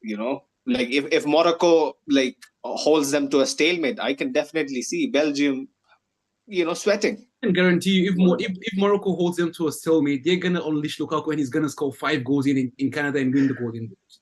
Lukaku 5 goals. Anyway, bold That's 100 shots. euros, Farouk. I mean, obviously, it's a figure of speech. Like, no one's gonna score 5 goals in a single He's game. not gonna score even a single goal. This is my They word. haven't been amazing in Nations League. He is finished. Anyway, He's finished. The big round. He's finished. A big room finished. Oh no. Bold shouts in this group, But yeah, let's move on to Group G quickly. Farouk's Where can I favorite start? group, by the way. Where can I start? Brazil. Sorry, you said something? No, it's all good. Yeah. Okay, perfect. What did he say? He didn't, apparently. I missed Nothing. Right. So yeah, where else to start but football heritage themselves. Brazil basically, are the benchmark in terms of stature, history, playing style, you name it. Brazil brings the flair, Brazil brings the history, Brazil brings everything that you need for a footballing superpower to, stand the authority on the game. They have more World Cups than everyone.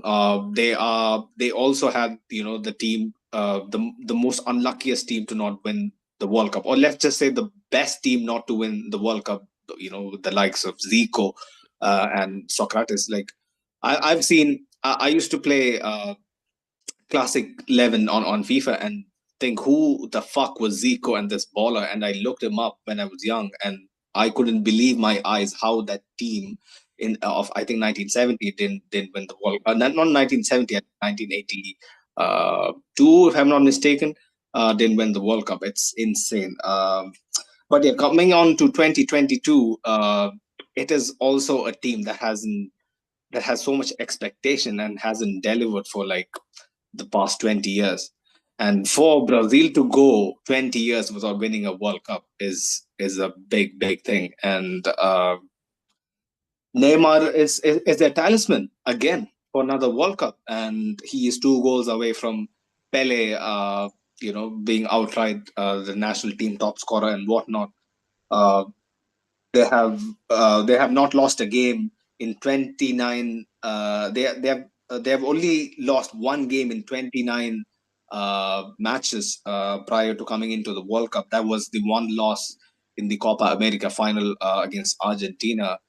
I saw that game in 2019, and that day was one of those days. Like, no matter what you do, things won't go your way. Argentina, in my opinion, were deservedly winners, but Brazil just wasn't clicking that Brazil night. I don't choked. know. Brazil choked. The pressure got to them. At least it seemed Yeah. like it. The Mm. same could happen this time around. They're clear favorites. They're coming into this group hoping to just demolish the whole thing. And standout players, a lot of them. I mean, they have standout players in pretty much every position, which is mad, but to be expected of Brazil. And yeah, continue, Sunil. My Yeah. only concern is their wing back positions. I don't believe they have world class wing backs, and Brazil, in my opinion, like any other modern footballing, uh, setup relies heavily on their wing backs, and I don't think Alex Telles, Dani Alves, oh my God, and Danilo can do anything to help out. Either Rafinha or Vinicius, Martinelli if he comes on. So it is kind of not the ideal 11, but I think this is what Tite envisions, that has the right amount of balance, leadership, uh, like young spark to kind of propel Brazil into World Cup glory. And the man I think that we have to all watch out for more than anybody is Gabriel Jesus, because man, he has been in terrific form. Like, he hasn't scored a goal in 11 games. I Yeah, I totally was gonna acknowledge say because for me I that would totally be acknowledge it, Vinicius. but if you actually watch Arsenal, no, like Vinicius, Neymar, bro, they are like standouts. They're the poster boys. Like, nobody's gonna expect them to not be excellent. I'm just saying you. I'm just telling you that Gabriel Jesus, when he plays for Arsenal, the amount of dynamism he brings to a team, the way he presses from the front, the way he is always constantly aggressive, basically facilitating for all of his teammates to like play like 2 or 3 times better. I think Jesus is going to be the difference maker. If he adds goals to his game, like, even if he doesn't score and brings others into play and helps them score, it is going to be the difference between Brazil going all the way. Obviously, Vinicius Junior, we all know what he can do. Neymar, like Rafinha, Anthony. We have so much depth. Rodrigo. Rodrigo, there is so much depth in the front line. Like, if all things go well and the final group game is kind of a dead rubber, Tite can even rest a bunch of players. That's how good the front line is. I'm worried about the defensive department. We have like clear leadership. Thiago Silva, veteran. God knows how long he has been around for. Same goes with Marquinhos. I hope Militao gets a fair share of his minutes. I was kind of arguing with Farouk a couple of months ago that Gabriel and Eder Militao is going to be the centre back partnership, but he told me that Tite is not gonna move away from his trusted soldiers. And he was right. Yeah, he was right. And Trust in Farouk, man. Gabriel didn't even get called up to the national team, because of his kind of dodgy form with Arsenal and whatnot. But yeah, any more thoughts for Brazil people? What do you expect? Just one last thing. I mean, I think the CDM partnership, Bruno Guimares, Casemiro, even Fabinho, they're very defensive minded and they will step in to plug up the defenses. At least that's what I expect from them. I think the team lineup also supports this thesis for me. I'm looking at the lineup and I think, yeah, they will be playing proper behind the half football and Neymar, Vini, Rafinha, Anthony Rodrigo, or even Jesus and even Richarlison as a last ditch man in the box thing. It will be a Yeah. proper Richarlison is half and not half split. exactly super fit. He has been in and out of the Tottenham team, partly due to injuries, partly Yeah. due to the weird selections and whatnot. But yeah, Brazil in this group, come on, man, they're going to steamroll it. But yeah, let's just get to Serbia. Well, let's cover Serbia and Switzerland together. If you guys remember the last World Cup and how the Kosovo Albanian guys, Jaka and Shakiri kind of made those gestures while celebrating, and it kind of sparked that rage. I'm gonna say that it's gonna be round 2 here. It is gonna be fiery. It's gonna be a kind of heated between Serbia and Switzerland, I think it is gonna be the final game in the group. So Is Chaka fit to play? Is his who? fitness all right? Chaka, is his fitness all right? I think he might be all right, The last I heard is that like he might be 50-50 for the first game. But yeah, apart from that, like he's pretty good to go. Granit Xhaka, like integral for them. Talking about Serbia, Serge Milinkovic Savic, a brilliant midfielder, kind of holds down their whole midfield. Uh, but the just this thought of Kostic on the left wing, pinging crosses to Vlahovic, and potentially if Mitrovic. Mitrovic is back to full fitness, it is a nightmare for any defense to face. So they're going to be an interesting side to watch out for. Rajkovic, very experienced goalkeeper. Milinkovic, who plays for I think Fiorentina, excellent. So they can do some damage. Serbia can do some damage. Grujic in midfield, he's very underrated in my opinion. They even stunned Cristiano and Portugal to qualify. So Who's playing goalkeeper for Switzerland? Jan Sommer, isn't it? Borussia yeah, Mönchengladbach. Jan Sommer, the boy. Yeah, because I think he was gonna put Kobel or something like that. Is he? Yeah. Like I heard that he was kind of a slight injury worry, right? Have you? He was, yes. Yeah. Jan Sommer had injury An ankle injury or something. season. Yeah. I'm saying this because I think the best position for Serbian is definitely the attacker. So, and the worst of Switzerland may be the goalkeeper. If Jan Sommer is not fit, Yeah. Any goalkeeper, like if you remember, Yadu, both of the goalkeepers for Switzerland play for Borussia, and they're not good. Let us not say great. They're not good. Jan Sommer is good on. Sommer is good, but I penalties, think Kobel and what is the name of the Omelette. Yeah. Kjoln. Jan Sommer is like, he has I didn't know this, okay, until I looked it up. Like he has the Bundesliga record for like 19 saves in a game. Yeah. Jan Sommer, Yeah, insane. Yeah, but stuff. it's in the same way like Ochoa when he plays for I think Ajax, who has the record. It's not good to have the record for most saves in a game. Yeah, it's a bad record to have. That speaks a lot about it's the a defense. terrible record to have. It's like when Thibaut make that record for us, like that's great. But yeah. The backup keeper Javier is Philip Kjoln. He plays for Salzburg, so a Red Bull team. Yeah, also in the Bundesliga. Also, yeah. Nice. But But my eyebrows were raised when I saw Ricardo Rodriguez still playing for Switzerland. Man has a fair old man bun that kind of keeps him in the lineup, I think, because he was once regarded as one of the most promising left backs to break through. He used to play for Milan as well back in the day, during obviously the banter era for Milan. But he was a menace from set pieces, from his crossing ability, but I don't know. He has just gone downhill in his career, and I think Switzerland doesn't have a good enough left backs apparently. But yeah, that's I think pretty much done with Switzerland. I guess let's move on to the brackets, Farooq. Oh, Cameroon. Eric Oh, Choupo-Moting's sorry. Yeah. Eric My bad. Choupo-Moting's home team. How My can you bad. forget Cameroon? Yeah. I want to see a couple of Choupo-Moting goals, just given the Do you form that guys he's been. remember the red card on Mandzukic?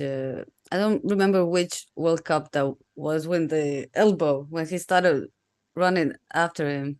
It was Yeah. a pretty famous red card. That's the only thing I know about Cameroon. Cameroon historically has had like so many good players. The current lineup is not bad as well. Like I would like Farouk to speak on it. Like if he's still here, Zambo Anguissa, Choupo-Moting, Vincent Abubakar. Like even though he has a big mouth, like he he has the most goals I think in the AFCON, if I'm not mistaken, right, Farouk? Actually, Cameroon were actually quite expansive at the AFCON, which wasn't actually expected. They were a really expansive team, but they hosted the AFCON as well. So Cameroon can actually be a very expansive team, but actually they have a change in coach. Robert Song actually is the new coach. Also, like he was a captain of Cameroon actually in the past, similar to Senegal as well. Like he's actually a very very respected coach because like he's the most capped Cameroon player for the national team. Yeah, you told us in the yesterday's preview. Yeah. That's for Senegal. That's Aliou Oh, my bad. Okay. Also, like after the success of Aliou Cisse, also they also adopted something similar. Like he was a captain of Cameroon, and he was part of the famous 2000. I think it was 2002. If you guys saw the images of the sleeveless jerseys. Oh yeah. Fire. It's part of that famous team actually. That one also, yeah. Exactly. So they won the AFCON as well. So he's a novice, honestly, but he's actually got a good team going here. So it's something that. But when I looked it up, like people said, Algeria actually deserved to come through. Cameroon scored like 2 goals of the death and kind of qualified. Yeah, so that's the thing. Like they're actually known as the Indomitable Lions. So even at the AFCON as well, they had the knack of being like a very very late team.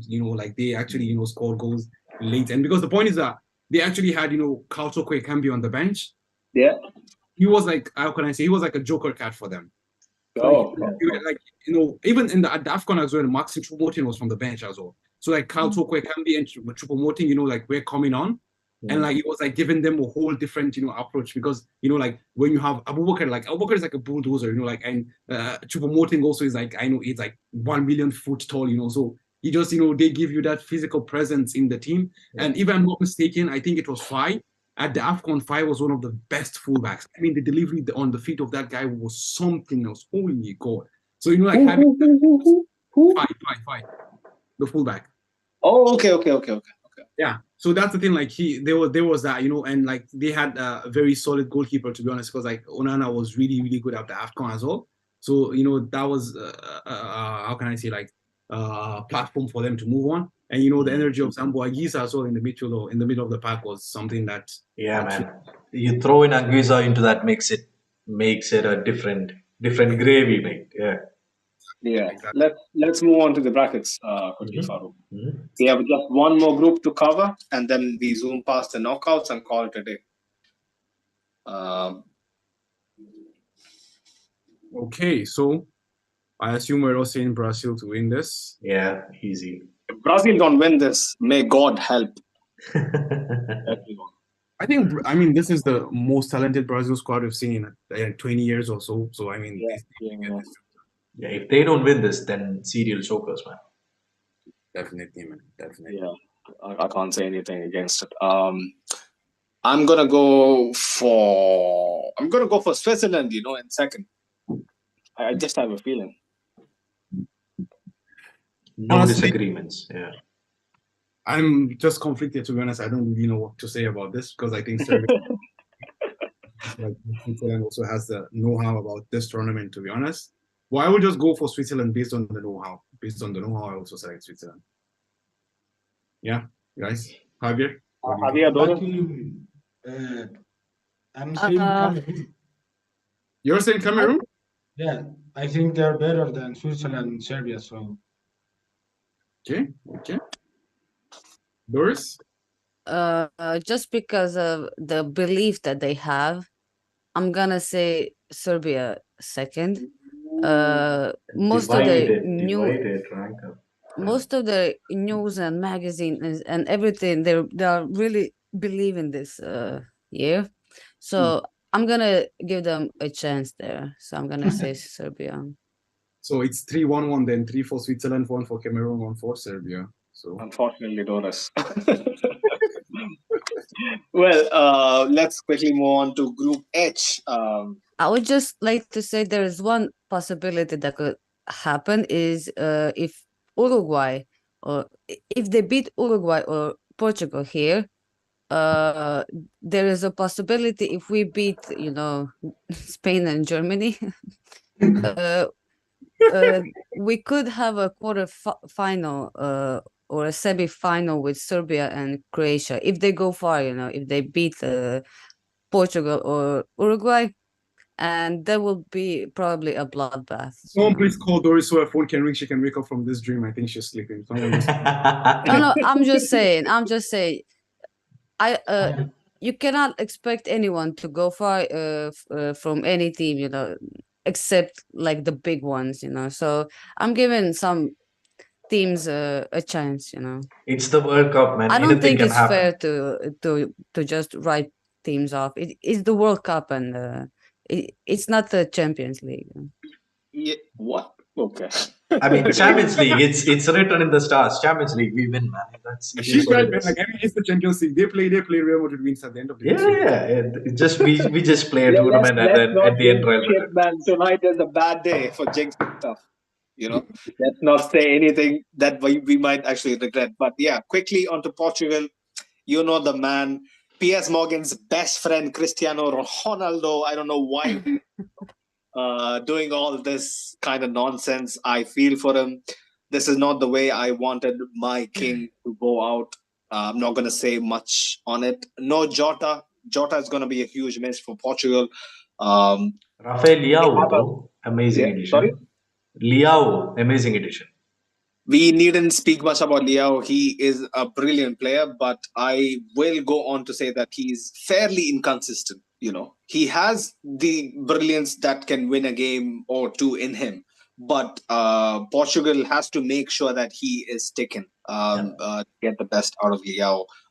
He is a menace to play against. And one thing I'll give this Portugal side is that Cristiano, this is definitely his last World Cup, and the whole team would probably play for him.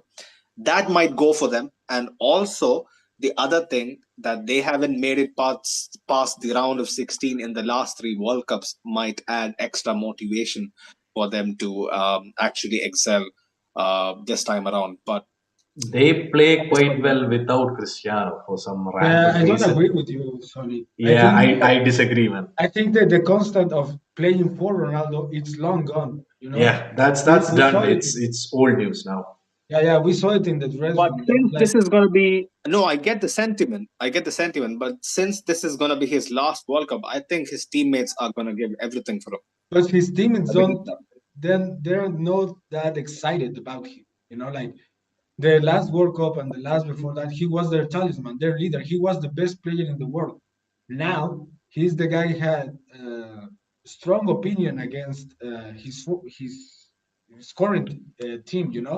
And we saw the video with Bruno, and I don't think that this Portugal it's in the best interest of giving Ronaldo what he needs, or even motivated for Ronaldo. Then they're motivated for themselves. Like we already won an Euro, and we can do it. Like this is like you said, like the Belgium golden era. I think Portugal is it's built to for this World Cup.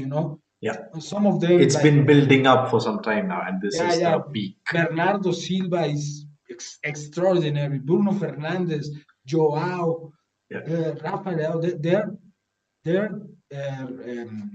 what is the name that for the guy that plays for Borussia? Guerrero? Guerrero. Rafael Guerrero, the Rafael Guerrero. Rafael Guerrero. Those Yeah. guys are in their way of their life. You know, like they don't need to rely on Cristiano anymore. See, that's the Rely thing. Like it used to be a very Cristiano-centric team, and right now I feel like the linchpin is actually Bruno Fernandes, Yeah, which was apparent from today's game. I think I Bruno think scored actually, two. I will, go just back to, Javier's point. Like, to be honest, I think he's totally right when he says, like, this is the team for now that Portugal has. But I think the thing is that as long as Cristiano plays, it goes back to what Sunil is saying. They're going to play to fit Cristiano. I think right now Cristiano is a detriment to the team. And especially after what he said against his teammates and his coaches and the owners of the club, like, who the fuck will play for Cristiano right now, with all due respect? I mean, the man is just only him and him alone. Like, I. That's the only thing he knows. I mean, it's just so unfair. Like, Oh my God. World Cup, like he just destroyed everything. And I just hope he has a good World Cup, good last World Cup. the man desperately needs a World Cup, and that's the thing. He's not gonna have a good World Cup. That's the thing. I can tell you here right now that Cristiano is not gonna have a good World Cup. Really? Really?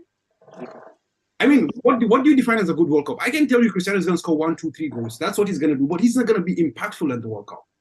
He's not gonna have performance like he had against Spain or something like that. That's not gonna happen right now. that guy is a legend. You know, like for me, it's hard to criticize Cristiano because I cannot see him and see the best player that I ever seen for my team. But I agree with you. Now He's it's like 37. He's yeah, 37. Like, but he only is like playing for the stats. You know, yeah. world record. I heard that if he scores, and I think he's gonna score at least one goal, he will be the first player to score in 5 World Cups. You know, like this guy is insane. I I I I wish Portugal to go through, and I wish to Cristiano to have a good World Cup. But that being said, I'm not excited for Yeah. his role. You know, I'm excited because I want him to be successful and Portugal to succeed, but I don't see If how. if this Cristiano thing drama didn't happen, Portugal has a fairly exciting team. Like they have a very decent team. No, Yeah, that's but the thing. They Cristiano have is so not. much depth. They have an Cristiano is not amazing even team. their top 5 player right now. Yeah, you could say that. Yeah. I personally think like Cristiano and Fernando Santos are the two things holding this Portuguese team back. Yeah, there's an argument for it for sure. Even without the interview, I think Cristiano and Fernando Santos goes best to the quarterfinals, and they're done. Done. That's the thing. But I think without Cristiano, without Fernando Santos, as we saw in the game against Nigeria yesterday, it was free flowing football, man. Interchanging of positions, like Diego Dallo crossing, giving crosses, in the second half, it was João Mario in place of, Bruno Fernandes. Like the guys were playing, like it was free flowing football, It was really nice to watch, to be honest. Even with the likes of Andre Silva and so on and so forth. So, but now with Cristiano, you have to play in a certain way because obviously he's older. Like we can't say anything about that. Although he refuses to accept that he's old. Like that's it. Like nature, time catches up with you. You just have to accept But and move on with something. Like all points considered, like this is there is no clear group of death in this World Cup, but this is kind of the group that looks like it might have a smell of death. Like if Portugal doesn't move along their motions like they're expected to, they might face some threat of basically bowing out in the group stages, and with all that has already been going around the media circus, it is going to be peak. But yeah, let's just quickly move on to Ghana. Well, this is interesting. Ghana is a team that has been kind of again cherry picked to in order to kind of do well in this World Cup. Players like Inaki Williams, like he has been plugged in. They kind of look promising, it is not the greatest African team by any stretch to grace the World Cup, but Ghana has, like, in my opinion, has a fair bit of experience. Although not at the international level. The Ayu brothers, like they have like 189 appearances But all the others have just 11 caps or less. So That's it the is point I quite. was actually. Yeah. I don't know if you know this, but actually Ghana went shopping across the whole of Europe to get Mm, players. For example, the mm. Semenyo guy. For example, Inaki Williams. For example, Tariq Lamparty. Yeah. And even Salisu wasn't playing for them. Salisu from Southampton, he wasn't playing for them at a certain point in time. So like the Mm. Ghanaian Federation actually went shopping around Europe for all players of Ghanaian heritage to get them to this team. Actually, after they qualified for the World Cup, after they defeated Nigeria. So that's the thing. Like, while they might have players who might be players of pedigree and what is not, these are players, as you said, like have not played together. Like take away Salisu, sorry, Kudus and the Ayu brothers, and Mensa, for example. Those are guys who've been there forever and ever, and also Amartya as well. Let's not take anything away from him. Away from that, like you check, these are players that just came together like in the past 6 to 12 months, to be honest. So I think while they might look, very good on paper, I actually think like it might be too soon for this Ghanaian team, and that's the problem. Like about we have this with a lot of African teams. We've seen it in the past as well. When you try to shoehorn players who were like maybe have even never okay, let's not go that far, but let's say they don't even know about their Ghanaian heritage that much. You don't expect to play with all the passion for this national team. For them, it's just a chance to play at the World Cup. For example, the reason why Nike Williams is switching to Ghana is because he knows most likely he wasn't going to play for Spain. But I felt if he was a bit more patient, he would have played for Spain actually at the World Cup. You understand? For example, Semenyo is of British. He was born in England. He plays. He plays in the second division. He will never. I mean, he would not even. The only thing he can say of a World Cup is the way we see them on TV. That's the only way he will ever know about a World Cup. But he gets a chance to go to the World Cup with Ghana. You get. That's the thing. Like for him, it's not about the passion of the nation, which is what, for example, teams like Uruguay and South Korea have in abundance. Players, they were willing to die for the team. I mean, South Koreans go to the military for I think 1 or 2 years or something like that. That's how much passionate they are. It is life and death for South Korea and Uruguay. For these guys, but for the guys I just mentioned right now, like we don't. Maybe it might be different, but this is just my perspective because we've seen this with Nigerian players as well. When you try to import players, because it's an importation, although they have the heritage, it's just an importation into this team, and you wouldn't feel it inside. It is what it is. Just a tick on their resume. Oh, we played at the World Cup before. Yeah, that's why I'm not. But it's a good opportunity for a lot of players.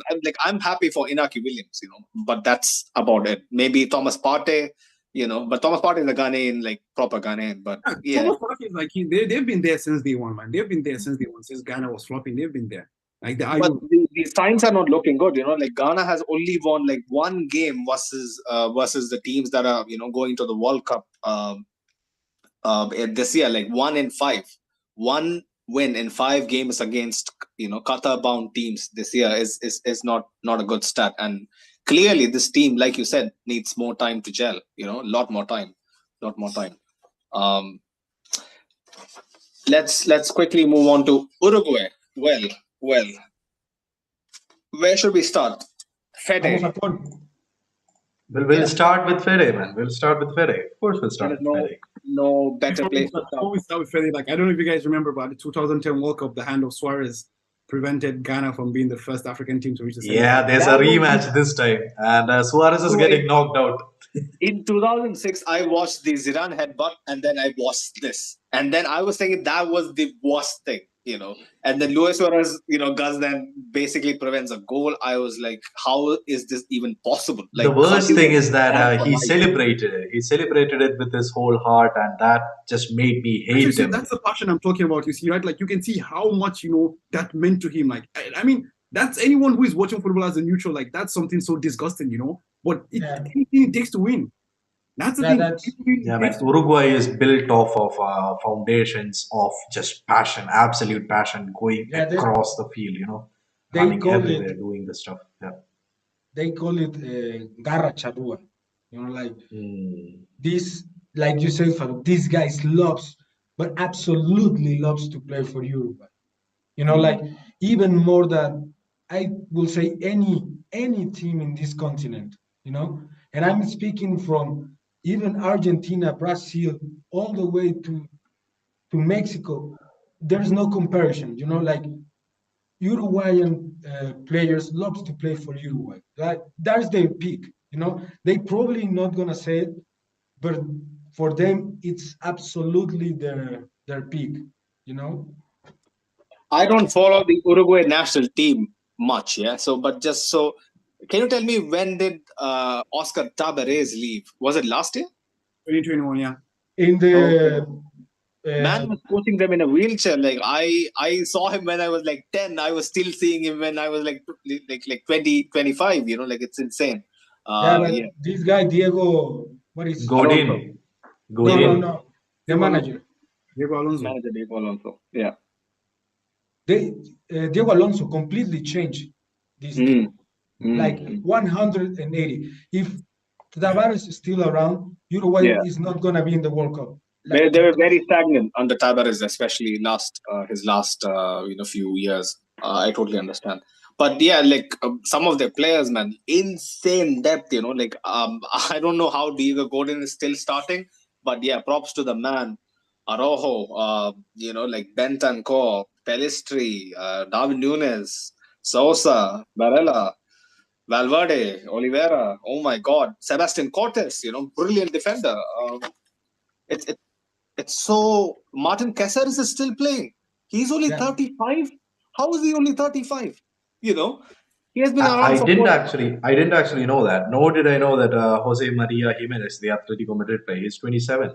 That Mm, caught me by surprise. I thought he was well over 30. yes, no, Jesus. he's Jimenez has been been around around. since like I think in Atletico, like he was like Baran for us, like 19 or so. Mm. What playing Apart from under Fede, I what think what what playing under Diego Simeone does to a man, you age faster for sure. Yeah, the other guy apart from Fede, who's gonna be the standout player, we all are gonna know that for sure. He is gonna, set the World Cup on fire. Hopefully, touch wood. The other guy I think is going to have a brilliant World Cup campaign is Manu Ugarte. I hope he gets enough chances in this side. At least from the bench, he has been immense for Sporting. He's just 21 years of age, and hopefully, Ugarte and Valverde can be the shining lights of this Uruguay side, and Mm. probably Luis Suarez last World Cup probably might fancy one last bite, no pun intended, but All puns intended. Plus Darwin Nunez. Plus Darwin Darwin Nunez has a point to prove. has a shout, man. I think even ahead of Fede and I mean whoever is in the team, I Yeah, think Darwin Nunez has a point to prove this time. So I think not even a point to prove. Like, he just has to, because the thing is that I personally think he's a mismatch for Liverpool. I think he's one of the major reasons why Liverpool are facing the problems they're facing. But I think Darwin Nunez and this, Uruguay team is actually built for him in the 4-4-2 system, playing yeah. off Luis Suarez and not like because he's always been playing off either Mo Salah or like people who are not natural strikers like Bobby Firmino and what is not. But I think, Darwin Nunez is here to show people that actually he's a really good player, but just he's in the wrong team, actually, I think. Yep. Combined with Suarez, he's a actual threat. And I think it might be a very and quick. and then you have Cavani, like yeah. this country, it's insane what they produce because there's always a saying, like here in America, it's like Uruguay is like almost 2 million population, like Very, there very small country. there are like colonies, streets here in Mexico City bigger Mm, than Uruguay in terms of mm, population, mm. and they produce hundreds Yeah. or tens of are really good players. Like you hear once in a generation like a Darwin or a Fede, but Uruguay produce them like every single day. It's insane how they like keep producing good players. And I mean, if the only thing that I don't like of this Uruguay side is the center partnership. Like I Mm. don't like Jimenez because he's never been good. He seems better than he actually is with Godin. But now Godin is like I don't know, like almost 40, Yes, playing 39 in or something. Argentina. So I don't rely that much on the defense for Uruguay. But if you have That's Fede, just yeah. Fede Go could on. easily, like defend and then attack and then Score and then celebrate and score. then come back and score again. Yeah. Yeah, yeah, and then sell tickets and then go to the ice cream. You know, this man is one of the best that I ever seen, and he's like High what praise, high 23. praise, high praise. Bentancur as well has been having a brilliant season with Tottenham. He has been, along with Højbjerg, integral in their midfield setup. But yeah, let's quickly move on to the brackets, Farouk. And South Korea. South Korea. Just oh, shout out to my bad, my bad, Min Song, our boy. my bad. Yeah, Heung-min Son should have, could have played for Real, but we move. I still think A big there's fan, to be talks, honest. like talks. Son for me, I'm not a big fan of Son. Like he's a very good What? player. No, that's See, because Zunaid has the Arsenal stuff. no, it's not that. Sonaldo is It's not that Arsenal. generational, man. Oh my Yeah, God. I can It's see not the that. Arsenal stuff, man. Like, honestly, he is a very good player. But in my opinion, he's a very streaky player. Very, very streaky. He has a purple patch for like 10 games, 6 games, and then goes missing for like half a season. So that's So the Yeah, thing. he's because not that's Tottenham. That's the thing. The thing is that these days football is so stat metric. What you're talking about is, for even example, last that season. metric, bro. Like, when he doesn't That's, score I mean, or doesn't that's set true. up, That's the he thing. is I watch a invisible. lot. Like, I see a lot I've of seen Tottenham a lot games, of Spurs and games. he is invisible, in my opinion, when he is not at it. I, Only, I, I Farooq staunchly disagrees. Yeah, because the Farooq. point is Yeah, that last season, I think in the first half of the season, I think he had scored like I don't know how many goals or something like that, and then he went through a period where he wasn't scoring goals anymore. But when you watch how Spurs play, he's so integral to the way they build up. Because the Spurs tactic is this: get the ball out of the fence, give it to Kane, one long ball from Kane to Son. Son changes it over to Kulusevski. Kulusevski brings the ball back into the box. Kane or Son finishes the goal. This is a blueprint. So if Son is not performing, then it means Spurs aren't in the Champions League this year, 100%. It's not about being a streaky player. It's just about the fact that we measure football on outputs. We just wait and see, okay, how many goal and assists does this player have? He doesn't have enough, okay, then he's not performing. So that's just my opinion. I'm not saying that you have to, like just eat up what I say. I just said that, like for me, he's a very good player, but he's not as highly regarded in my books as others. in my opinion, I think like Son is one of the few world-class players in the Premier League, to be honest. I think he's one of the few players that Fair will enough. any team in the world and get into the team. I think he's better than Salah. I'll give you that. I agree. I think if Best Heung-min Song will score like players to ever play Soninho, Premier League history, man. like One of a the Brazilian. best players in Premier League history. Ever play Premier League history, man. So let's not rub some salt in the man's stuff, man. Who Salah, or Salah, Son? Salah. He's on a different level, man. He's different gravy, to be honest. And if I Salah, was just joking. Take a joke. Anyway, yeah, South Korea, like on their way to the qualification, they actually lost their first two qualifiers against Saudi and Oman, and people were panicking. People were thinking they might have a real chance to not make it. But then they went on and won all the remaining games, apart from I think one draw. So this South Korean team has fight, real fight. It is, like I think it is very enhanced by their brilliant centre back.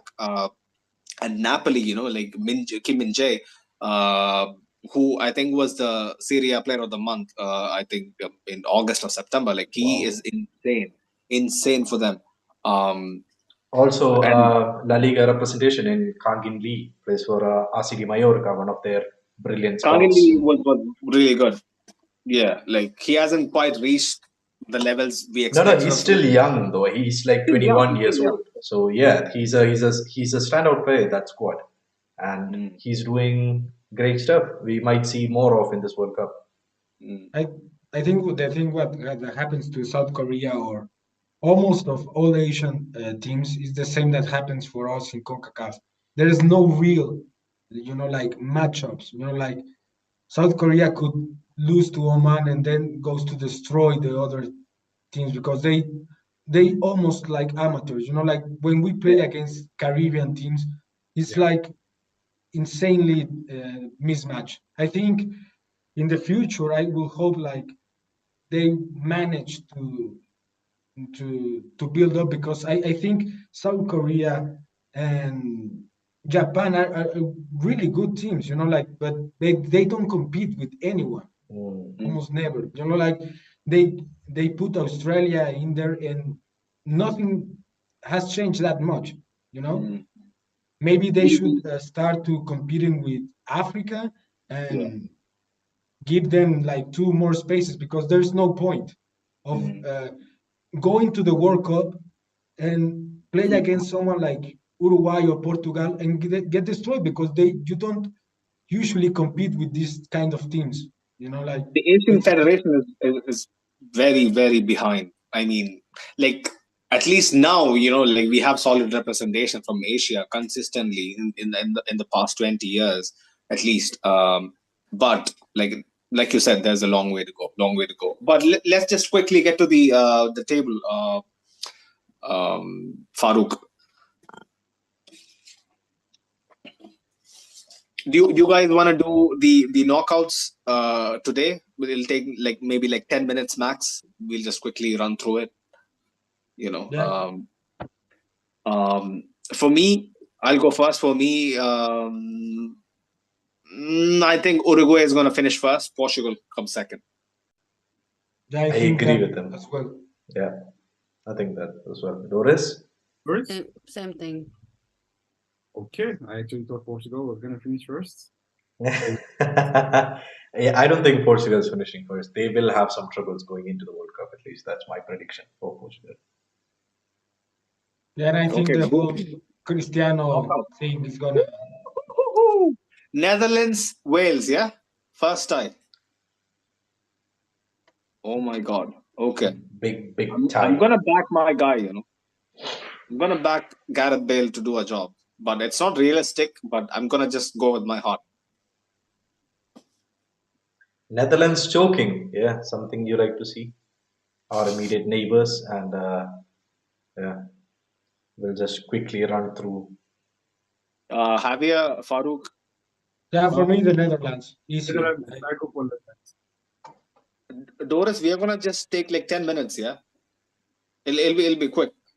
If you want to leave, you can leave. It's fine. It's totally fine. I know it's very late for you. Yeah. Good night, everyone. And you Yeah, better thank you so put much, Doris. Appreciate it. Croatia. You're than gonna, those- you're gonna see Croatia moving. Yeah. See Yeah, you. Javier is representing with the Croatian shirt. See you, Yeah. Doris. Don't Good worry, night. you're in good hands. La noche. Have a good night, Doris. Yeah. Yeah, I'm going to go with Wales. I don't know about you guys. Yeah, I agree. I want to see Netherlands lose. Yes. Farouk. I myself and Javier selected Holland, right? You're not mistaken. Yeah, right? yeah. So it's a tie. It's 2v2. I'll flip a coin. Wait. Penalties. Who wins in penalties, Jadu? Netherlands. Yeah, Netherlands wins in penalties. Shit. Yeah, put Netherlands through. Yeah. In the sheet that I give to you guys, there's an option with the I penalties. saw that. Yeah, yeah. I actually put this Oh. game in going to penalties. Yeah, yeah. Match 2, Argentina, Denmark. I mean, yeah. Argentina. Back the boy Messi. Argentina goes I through. want my boys in Denmark, but realistically speaking, Realistically, yeah. Rodrigo de Paul punches somebody, and yeah, Argentina go through. England versus Senegal. Farouk, I want your thoughts. I want your thoughts, Farouk. What do you think will happen? I think England is too powerful for Senegal, to be honest. I would love Senegal to, scrape through, but I think like they got the wrong side of it. Even without Mane too, not happening. Without Mane especially, so I think England's gonna be too strong for Yeah. Yeah, I agree with Farouk. Yeah, England going through. France, Mexico, Javier. careful guys. Big game, big. I would relieve you from risking our friendship. I said France, so you guys. I'll say Mexico because the World Cup curse is a thing. Yeah, no, France is going through. Mexico will give them a fight. I'll guarantee you that. They'll give We them always do that, like we always give a fight and then end up losing. Come on, man. Like you go out with your head held high. Like not many teams can do that, and Mexico does that. Like you gotta respect Yeah, it. but it's still a lot. There's It's like Bro, I'm just trying to, it's like Barcelona saying pride in defeat. It doesn't matter. yeah. The Barcelona's pride and defeat is pussyalls, man. Pussyalls. That's a different breed. Mexico at least they're born fighters, but yeah. I can only hope we end up like you said in a good note because like I said, this will be our last game in almost 4 years. In like really big game. Ended up in the high note will be so much because we need this.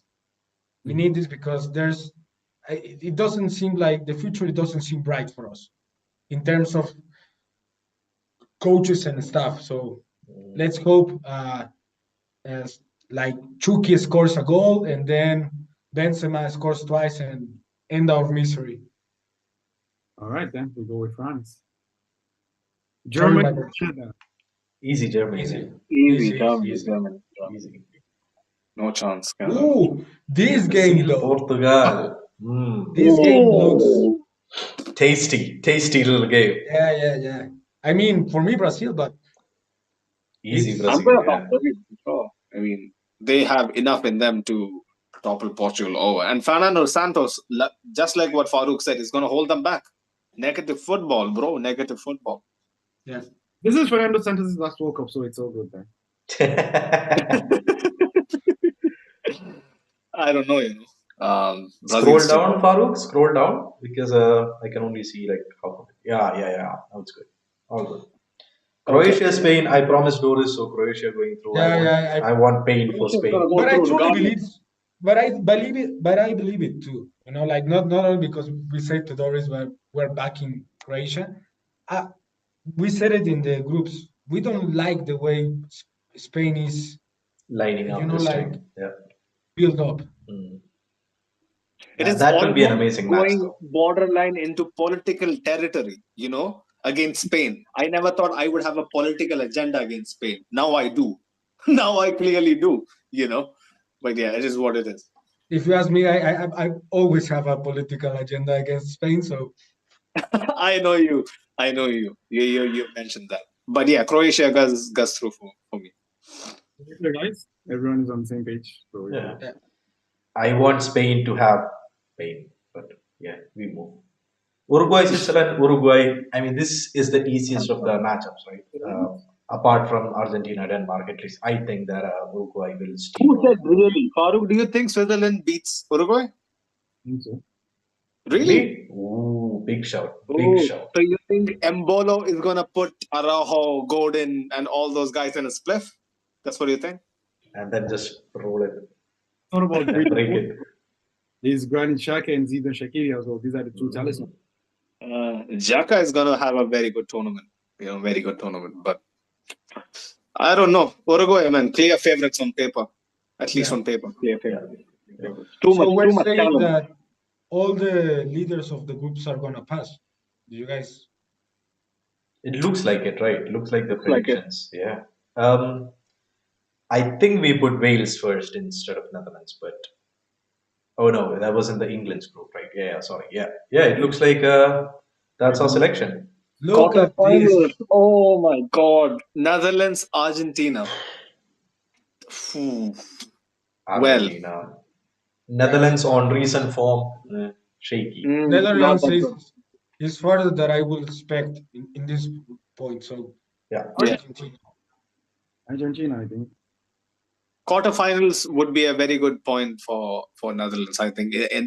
At this stage of their trajectory, Louis van Gaal is like 71. He's not going to coach again, so he leaves, and probably they become better. You know what? If it shapes up like this, it will be an amazing World Cup quarterfinal list. If it wouldn't shapes be up. this good. I'm going to guarantee you. Yeah. It's gonna- It never is. It never is. I mean, we It's yeah. gonna be a surprise here and there, yeah, for sure. Yeah. Oh, absolutely. There will be some dark horses. Maybe even South Korea. We'll see. Denmark. Anyway, so yeah, Argentina for me for the first quarterfinal. Spain, Croatia is a very 50-50 tie, to be honest, so I wouldn't be surprised what happens in that. Yeah. Spain. Yeah, that one. Yeah, it Like, is. Big tie that can go either way. Netherlands, Argentina. These quarterfinals are two World Cup finals. Yeah, man. Yeah. Argentina beat Netherlands, and Brazil beat Germany. Oh, no. We'll have another big scoring match. Argentina beat Netherlands, Brazil beat Germany. That is gonna What? be the revenge What? done. Revenge. Germany wins. Finito, No, finito, no revenge. finito. No shit talking. Yeah. Yago, you heard it here first. It is over. Yeah. Realistically, at least on paper, Brazil should win against Germany. Um, it But I feel like Sane is Jadu, gonna kill. Jadu, do you remember the last time that this matchup happens in a World Cup? That's what I'm saying. That's what I'm saying. We'll have a repeat of a high scoring game, which I won't mention Actually, that's the thing. what This happened. Ecuador squad is the best since 2002, in my opinion. That's the thing. And Germany is But the not wing back, as like I good. told you, bro, like imagine Leroy Sane running at Danny Alves. He wouldn't start, no, but like his other, right back, Danilo, like I don't see how they, stand a chance. No, Leroy Sane is he's prone to mistakes as well. I mean, you can't rule out a man having a brain fart in the middle of the pitch. Mm. I'm Um, just worried for the defense. It's yeah, not as the good. real threat is Gnabry, Wilby, and Thomas Muller doing Thomas Muller things, which even at his spry old age, he still seems to be doing his magic. That's why Germany have a chance. But yeah, I mean, for the sake of congruence, for the sake of on paper, Brazil wins. For the sake of say what your heart tells you. I'm going Yeah, to yeah, say it's Germany. It's Germany. Germany will I'm win. backing Germany you, will win. Jadu. I'm Germany backing will you, win. so flip a coin. Oh, here we go again. All So, right. I don't know. I feel like defense doesn't get isolated because the point is TJ plays a very conservative football with counter-attack and similar to okay, not so say similar, but like you can just think of Real Madrid and although they're not exactly same, Yeah. but they have a very similar system and play with Bruno Guimaraes and Casemiro actually gives a lot of defensive shield. That's the And thing. That's the thing. Yeah.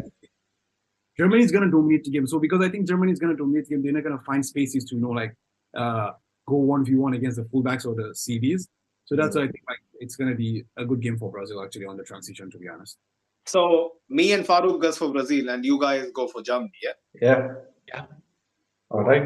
Time to flip the coin. Fuck. No. No. Let's go to Pickies. He's Allison, gonna say Germany. He's gonna flip a coin and say Germany.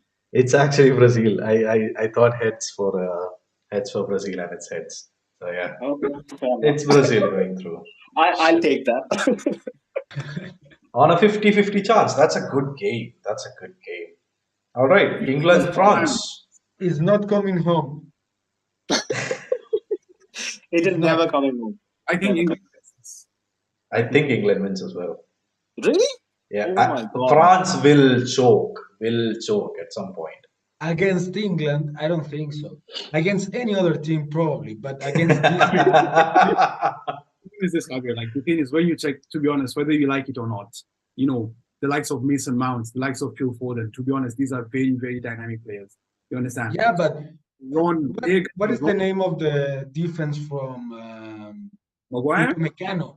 Upamecano can easily destroy either of those guys. Upamecano is going to be filled up with what's it called, with Harry Kane. So that's the thing. Upamecano is going to be against Harry Kane, to be honest. But So that's why I feel like Theo or even Lucas, I think the defense. Too many sneezes and Mason Mount is dead.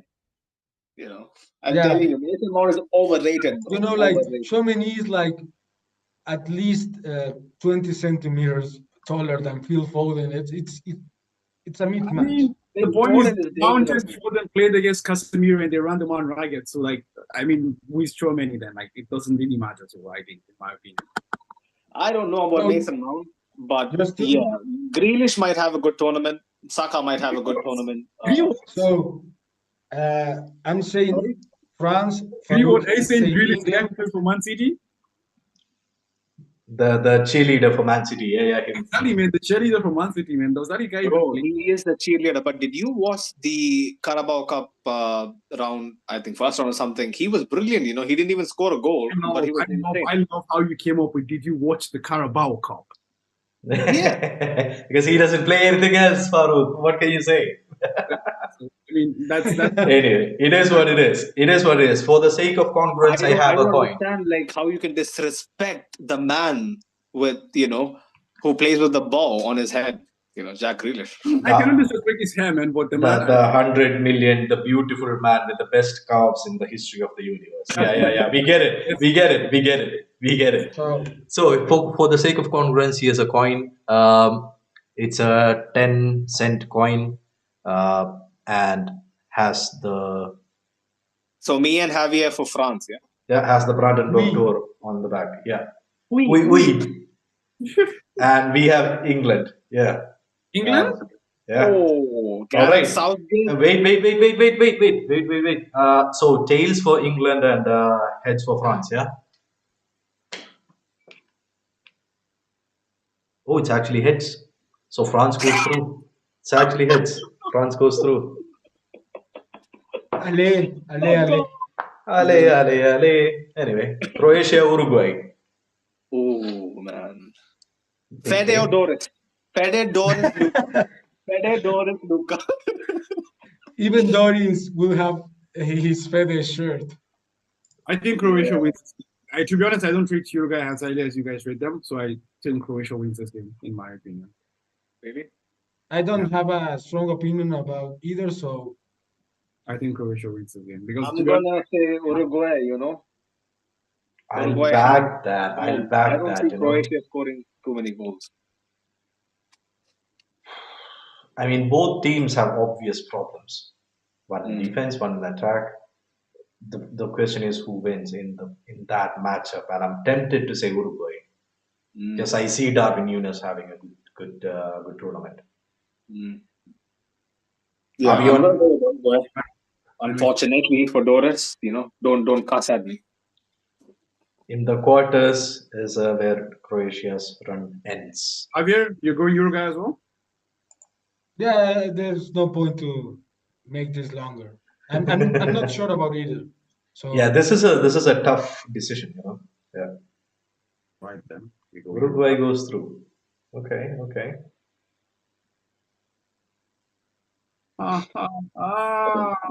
Semi-final one. What should have been the final? Argentina. Okay, let's discuss semi-final 2 first before we discuss semi-final, because I feel like Right. Okay. France, Uruguay. I expect France to choke here. Absolutely choke here. See, everybody accepts France to choke, and when I say it, it's a problem. I expected France to choke much before. Yeah. Against England, it is a different. They have a history of enmity between England and the English, so they're gonna be on fire.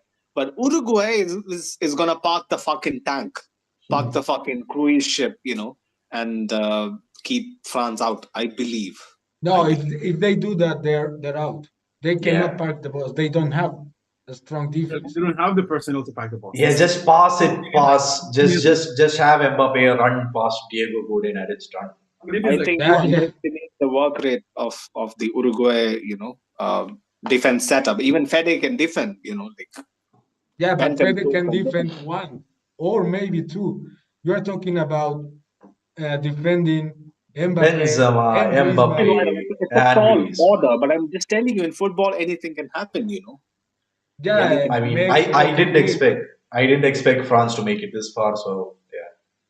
I mean, I'm all for France, man. France has too much firepower. To be honest, I am so surprised how you guys made Uruguay come to the semis, but I don't know. I don't see what you guys see. I think best case scenario for you guys around of 16 exit, but let's see how it goes. But yeah, I mean, here they are clear favorites. France to go all the way to the final, I guess, in this decision setup. Yeah. I just have a hunch France might choke, so I'm going to go with Uruguay. It might seem nonsensical. They would have choked earlier. They would have choked much earlier. I'm telling you, France isn't making it to the semi. You cannot say in a semi-final that you choke. Yeah, you lose. You lose without honor. Right. Fair enough. You can choke in the round of 16 or 8. This is not choke. This is losing? Okay, this is brutal, just demolition. Yeah. So go for the vote. He's used to winning cups with Real Madrid, so that's why he doesn't know if you don't win, it's just a choke. That's his definition of that. So It's not his fault, man. It's just we're used to winning. That's why. Yeah, can't lose. Okay, Suffering from Argentina. success. Argentina, The Brazil, big one. the big This is one. a replay of the Copa America final. So I can tell what's going to happen here. It's going to be Argentina just back in the box with all their headsmen, with the Paradises and the Pauls, and Yeah. trying to rile people up and shit like that, and Mm-hmm. Neymar and Vini start to get angry and shit like that. I don't know how it's. Yeah, I see the same happening. Oh, they will, yeah. Yeah, And at and the end of Argentina has the personnel to do so. Yeah, Yeah. that's the thing. Argentina most definitely have the They do. personnel to That's crack the the thing. most. That's the thing. You look like the likes of Cristian Romero. That man is made for this kind of football, man. Yeah. Holy shit. Argentina at this moment in time are better shit stirrers than Brazil, right? Like a big. I mean, right now in Brazil, they don't have any. They have crybabies on Brazil, man. Neymar, Vinicius, Rodrigo, Richarlison. They have crybabies on the team, man. Man, you're talking about likes of Angel Correa, man. That man plays for fucking Cholo Simeone, man. Yeah, but Brazil also has Casemiro. Like some balance. That's the thing. Actually, see, Javier, the point is Brazil has Casemiro, but this Silva. guy, Paredes and fucking, what's it called? De Paul, Rodrigo De Paul, yeah. Everyone that Brazil has, Argentina has 3 of them. Yeah. So that's the thing, Yeah, Argentina wins. I mean, for me at least. Oh my God, no! I actually think Brazil, because No, I think the game of this- I really think Argentina wins. Yeah. This will be the game of the century. Like Brazil against Argentina. Yeah, It's- their best squads in ages facing off against each other. But they love and hate to play against each other. Yeah. Like if you say like there are two teams they know how to.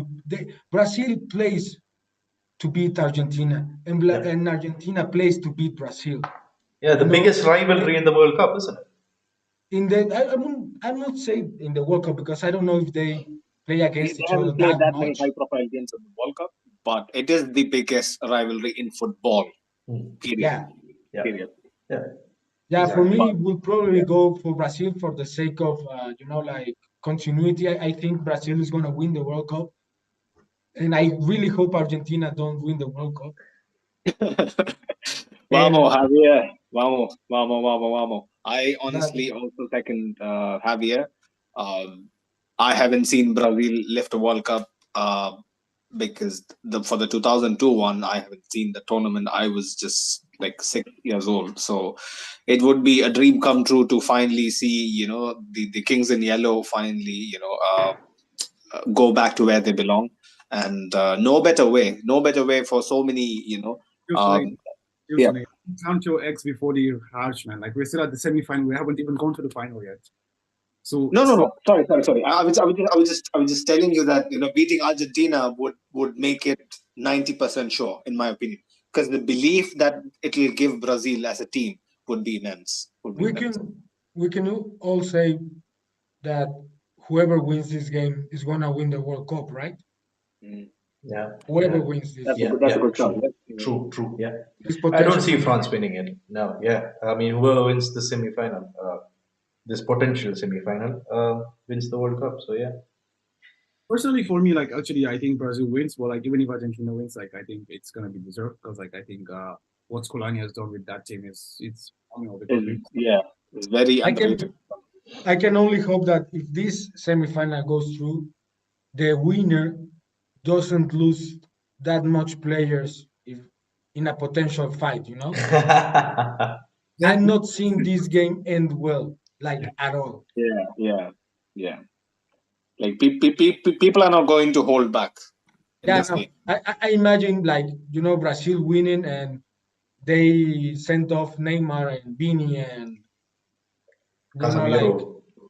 Yeah. Crazy. Casemiro will still escape a red card. Let's get that straight. Yeah. I mean, I think Vini is not gonna get sent off, but I think like likes of Richarlison and Neymar, I think those guys are prime candidates for a red card. Vini will get fouled like anything, and then Messi will get fouled, and then Rodrigo De Paul versus Casemiro boxing bout. Casemiro knocks Rodrigo De Paul out. So yeah, Brazil wins. Yeah, I get it. I get the logic. Yeah, we go through. Yeah, well, I mean, a Brazil victory, Argentina victory just literally seals Messi gold and yeah. Yeah, man. At least for the sake of, my conscience, you guys should say that, Messi shouldn't win the World Cup. That is going to be it for Cristiano Ronaldo in the conversation. Personally, for me, like Messi winning is just the crown jewel, man. The man has done everything for football. As a This, football supporting Real Madrid and anything, as a football fan, like I mean, it's Yeah. just a natural conclusion to his career. in my opinion. it's the natural conclusion. Plus, he has the best chance to win it in his lifetime. This is it. It's this or nothing. It was the 2014.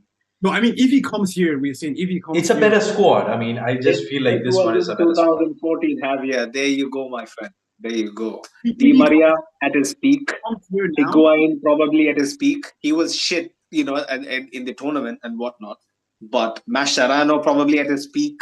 that's the You thing, know, Sweet. so- That's the thing, Sweet. The point I think Edu and I am trying to make here is that if Argentina comes to the semi-final and defeats Brazil here, this is the best chance to win because while That's you it. mention Yeah. That's it.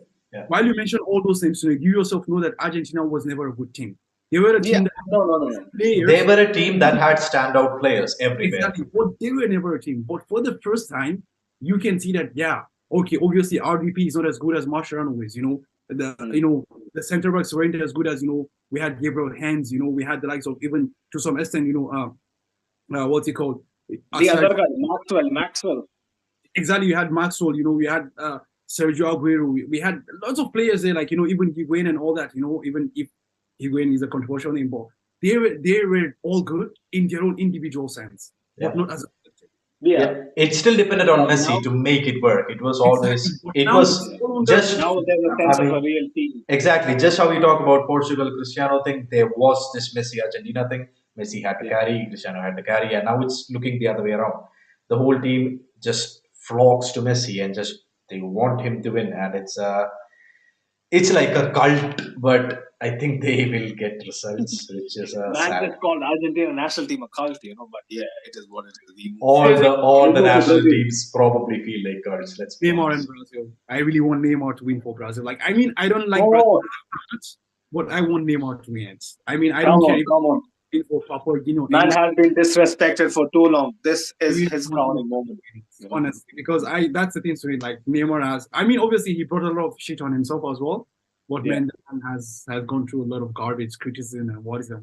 To be honest, I think He like for the amount of magic he has shown in the beginning part of the season, and like last year in the same point, I wouldn't think Neymar is ever coming back to his best, but this year has shown me that he is completely a different animal. Like leading up to the World Cup. So It's crazy. Neymar had one French article, I mean one French magazine called him fat, and then poof, season turned upside down. yeah. It's I remember mad. that. Oh my God, It's mad. I remember that. Mm. Yeah, so you guys are backing Brazil. Yeah. I'm Click for it, Farouk. Click it, Farouk. So And then- Oh, This- repeat of '98. You know and what is going to also happen? okay. The third place playoff, Uruguay, Argentina. Argentina. Clásico del Río de la Plata. That's the one. It's a classical, right? Yeah. Yeah. Mhm. Argentina, Uruguay, guys. What are you guys saying? Uruguay. I'm gonna go with Uruguay. Yeah, if Brazil beat Argentina in the semifinal, they're not gonna care. And Uruguay most definitely will care and third. You do? What are you saying? I'm Yeah, still, I think I'm still saying Argentina's gonna Argentina. play like the whole bench. They would not care. Yeah. That's actually yeah. true. Yeah, that's actually true. That's a fair point. But still, I would still lean Argentina because I said like Yeah, don't know. same. I'll still back Argentina though, because at that point they might as well Let's play not for flip the. a coin for fucking third place, though. you know. we have to flip a coin. That's the thing. We come to this point 2v2. So you I know, mean, I Okay, still yeah, back go, go. Argentina. So here you go. Heads for Argentina. I know you can't say it, but and tails for Uruguay. Fair enough. At this point, we have to trust you. exactly, Yeah. man. Just blind faith. We don't know what It's we don't- it's heads. It's Argentina. Argentina. Yeah. Oh, Messi with the bronze medals, Oh, fuck. Almost. I mean, Don't celebrate yet. He might just win the World Cup. But scroll a little up, Yeah. Farouk. 3 out of Scroll. 4. Yeah. Score a little up, Farouk, just to put the thing at the center. So Yeah, this perfect. this potential final would be Real Madrid would be the team with most players. Yeah. Ooh. That's actually true. 3v3. Benzema versus Vini. Oh my god. Fuck. So we came That'd to be a insane. conclusion, maybe unconsciously, Exactly, that right? the team Unconscious, that has most Madridistas, guys. So if you're watching this live or if you're watching this later, you should know that this is not. Also subscribe, give us your like. This was not prepared. Like we disagree from the knockout stages for France since the beginning. We flip a coin against Germany. So This is destiny, This is destiny.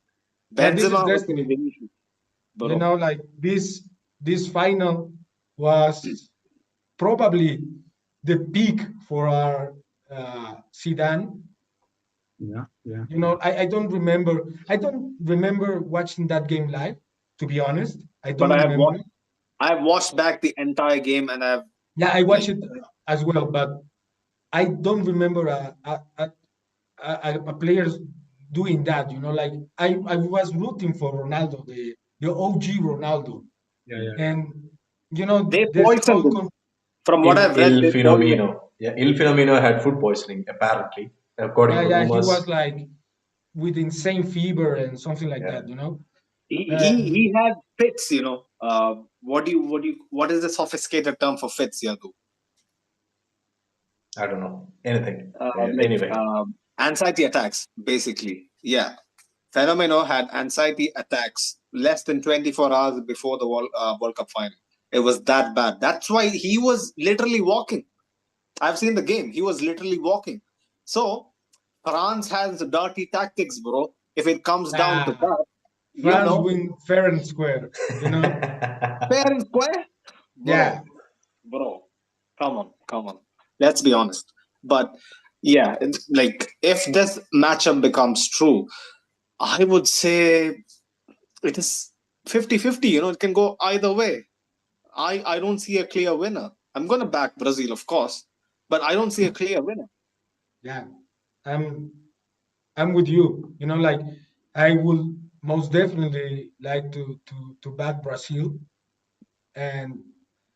but if you once again just look at the potential lineup, Brazil has a lot of doubts in the defense. France has not. So I will predict a high scoring game, like something around the final against, France beat Croatia, something like that, like 3-2, 4-2, something like that. And Vini scores the World Cup winner. Can you imagine? Oh, I'll fucking cry, fuck. That'll be insane. Like if Vinicius does that after scoring the Champions League final, bro, that'll be insane. Yeah. That'll be insane. Yeah, 500 million euro player, Vinicius Junior. And just like Mbappe is crying, like this guy scores the goal for the Real Madrid that I should score, and then he beat me in the World Cup. Just for that, Javier, yes, Brazil. I want Brazil to win. Poetry. Yeah, absolute justice in the world. Imagine if Mbappe wins 2 World Cups at the age of 23. Bro. Yeah, no, that's not happening. Now the comparisons will go to Pele, like levels of Pele. Just no. Just leave it out of the question because I don't want to hear it. Yeah, that's scary because it's potentially can happen. So quiet. Because Faruk is considering all the dimensions. There is 14 not in. Actually, as I said earlier, like in the earlier round, like I want Neymar to win, like irrespective of where he plays for, where he doesn't play for. But I'm just thinking right now, like Karim Benzema wins the World Cup. What a 2022 that would be. I mean, Farouk is doing like this, like Doctor Strange, like looking all the possible futures. Farouk looked through. Like that, forget even about Mbappe winning 2 World Cups. Like imagine what a year it will be for Benzema. Not even a year. A career, what he's faced. He was exiled from the national team. The national team won the World Cup without him. He was the when you want to go hunting with a lion, but you have a cat. You want to, yes, right? Let me tell you something.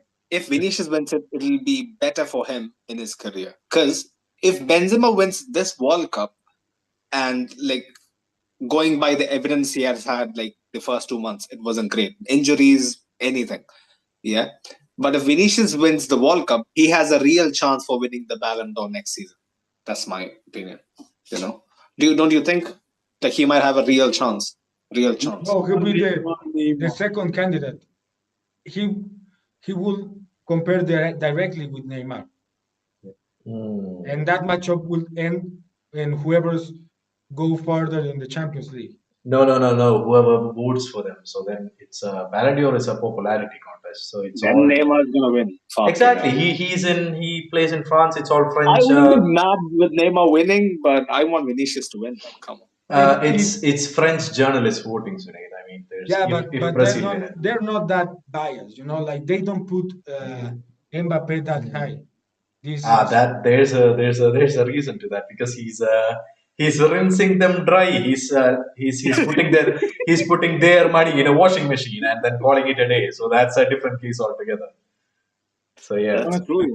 It's a very intriguing matchup, to be honest. Like, as you guys pointed, like, Brazil v France, most likely, I don't know, maybe the best final performance one has ever given with Zidane, at the World Cup. So it's two goals, boom. So like, and that two headers too, both headers, if I'm not mistaken. Yeah, the result was 3-1. I will say that result, but Brazil winning 3-1. That's the thing. I actually think it's a very, very tight game, in my opinion. I think it's gonna. I think because the point is you're playing Tite against Deschamps. These are two very conservative coaches, right? And you're in the final of the what's it called? Because I think the reason why Croatia's game was so high scoring was because maybe if you guys could recall, like the game was so cagey, Yeah. When Croatia tried to attack France, France broke out with the counter attack. The Pogba it's a goal. So that Mbappe pace just got them out of tight situations. I feel like it's gonna be a very, very cagey affair, like a 1-0 goal or a 2-1 victory. I don't know, man. To be honest, I'm just on the fence here. Like, I want Benzema to win this, honestly, because the man has been through a lot of shit, and I personally have given him a lot of shit myself. And this will be the complete redemption act. He's won everything winnable in football, and I mean that will now escalate him into the levels of the Thierry Henrys. To be honest, that's the only thing. Farooq, I have a stat for you. Yes. The last time a team win back-to-back World Cup was Brazil. The Pelé's Brazil. Yes. 1958 and I think 62. Yeah. Tall order for a Neymar or a Vinicius. Make notes of that. So we know that this is the question Javier is going to ask us on the tweets. I mean, I feel like we all know it though. I mean, Brazil won 5 World Cups, so then it has to happen somewhere along the way. But yeah, I back Brazil because I seriously think that France will choke it much, much sooner. I think the same thing is going to happen. Like everyone was like, no one can retain the Champions League. Even when we went to the final, and they were still like, no, you cannot retain the Champions League. We did it 3 times, which is mad. Even I think that's the same thing with France. France might most likely, go into that with that. Hell, man, I don't even know what I'm saying, man. Deschamps is leaving next month, bro. He's leaving next month. So that might have an impact. I've heard so many stuff that Benzema and Deschamps doesn't have a good relationship now. I'm not sure how true is that, but yeah. It's a soap opera. It's a soap opera in the French national team. It always has been. Tite? Tite is leaving at the end of the World Cup as well. Yeah. That's because he's old, isn't it? Deschamps isn't leaving because of different reasons. It's a natural into the cycle, actually. Yeah, it's a natural end. But I think Tite has done a brilliant job, so far. Brilliant job, man. Brilliant job. Because remember, the 2014 squad, the 2015 squad, 2016, I think the Copa America squad, I think Brazil won 2016, if I'm not mistaken. It wasn't nowhere this good. But, the way Brazil play nowadays, there's clear evolution, there's clear progression under Tite. People wouldn't be huge fans of his conservatism, but he's a good coach. He's a good coach. Yeah, I'm gonna back Brazil. Farouk is backing France. Javier backing Brazil. Brazil. Yadu? Brazil, yeah. We should have gone to a coin flip, man. Should we? Should we? Just for the sake of it, yeah. Should we? I still have the coin here. Let's be genuine, man. We stick to our genuine. Yeah, I think Brazil wins. Yeah, even if the final is France v Brazil, I really want to see the base matchup. Mbappe versus Philly. Neymar for Ballon d'Or. And Let's yeah, go. that's Let's the fucking end. go. That's the end of the episode, guys. That's our final predictions. If you guys disagree with us, and we'll obviously come back to this at the end of the World Cup, see how well we did, or see what kind of bullshit that we've peddled. If we've We should sold, definitely react to all this shit, you know. Yeah, if we've sold you the dream of the Brazil fans, in our followers, in our subscribers, in our chat. It is not a dream, my friend. It's gonna be a reality. Watch out. There you go. There you go. Heavy hitting words. That's the end of the episode, Sunil. Take us away. Just final housekeeping. Check out Real Madrid Committee. Link is in the description. They have been our partners all throughout this journey. Run an excellent Instagram fan page for Real Madrid. Check them out. Also, follow us on our socials on Twitter, on Facebook, on Instagram. The lot. Yeah, like if you like what we do, we would appreciate any sort of support that you can give us. Like if you like the video, like smash the like button. Like if you haven't subscribed already, please subscribe. It goes without saying. It is officially the road to 1K, and hopefully we get it done before the end of the season. Like always, love for the love, people. Love for the love. Hala Madrid. Hala Viva Brazil. Madrid. Bye, guys. See ya.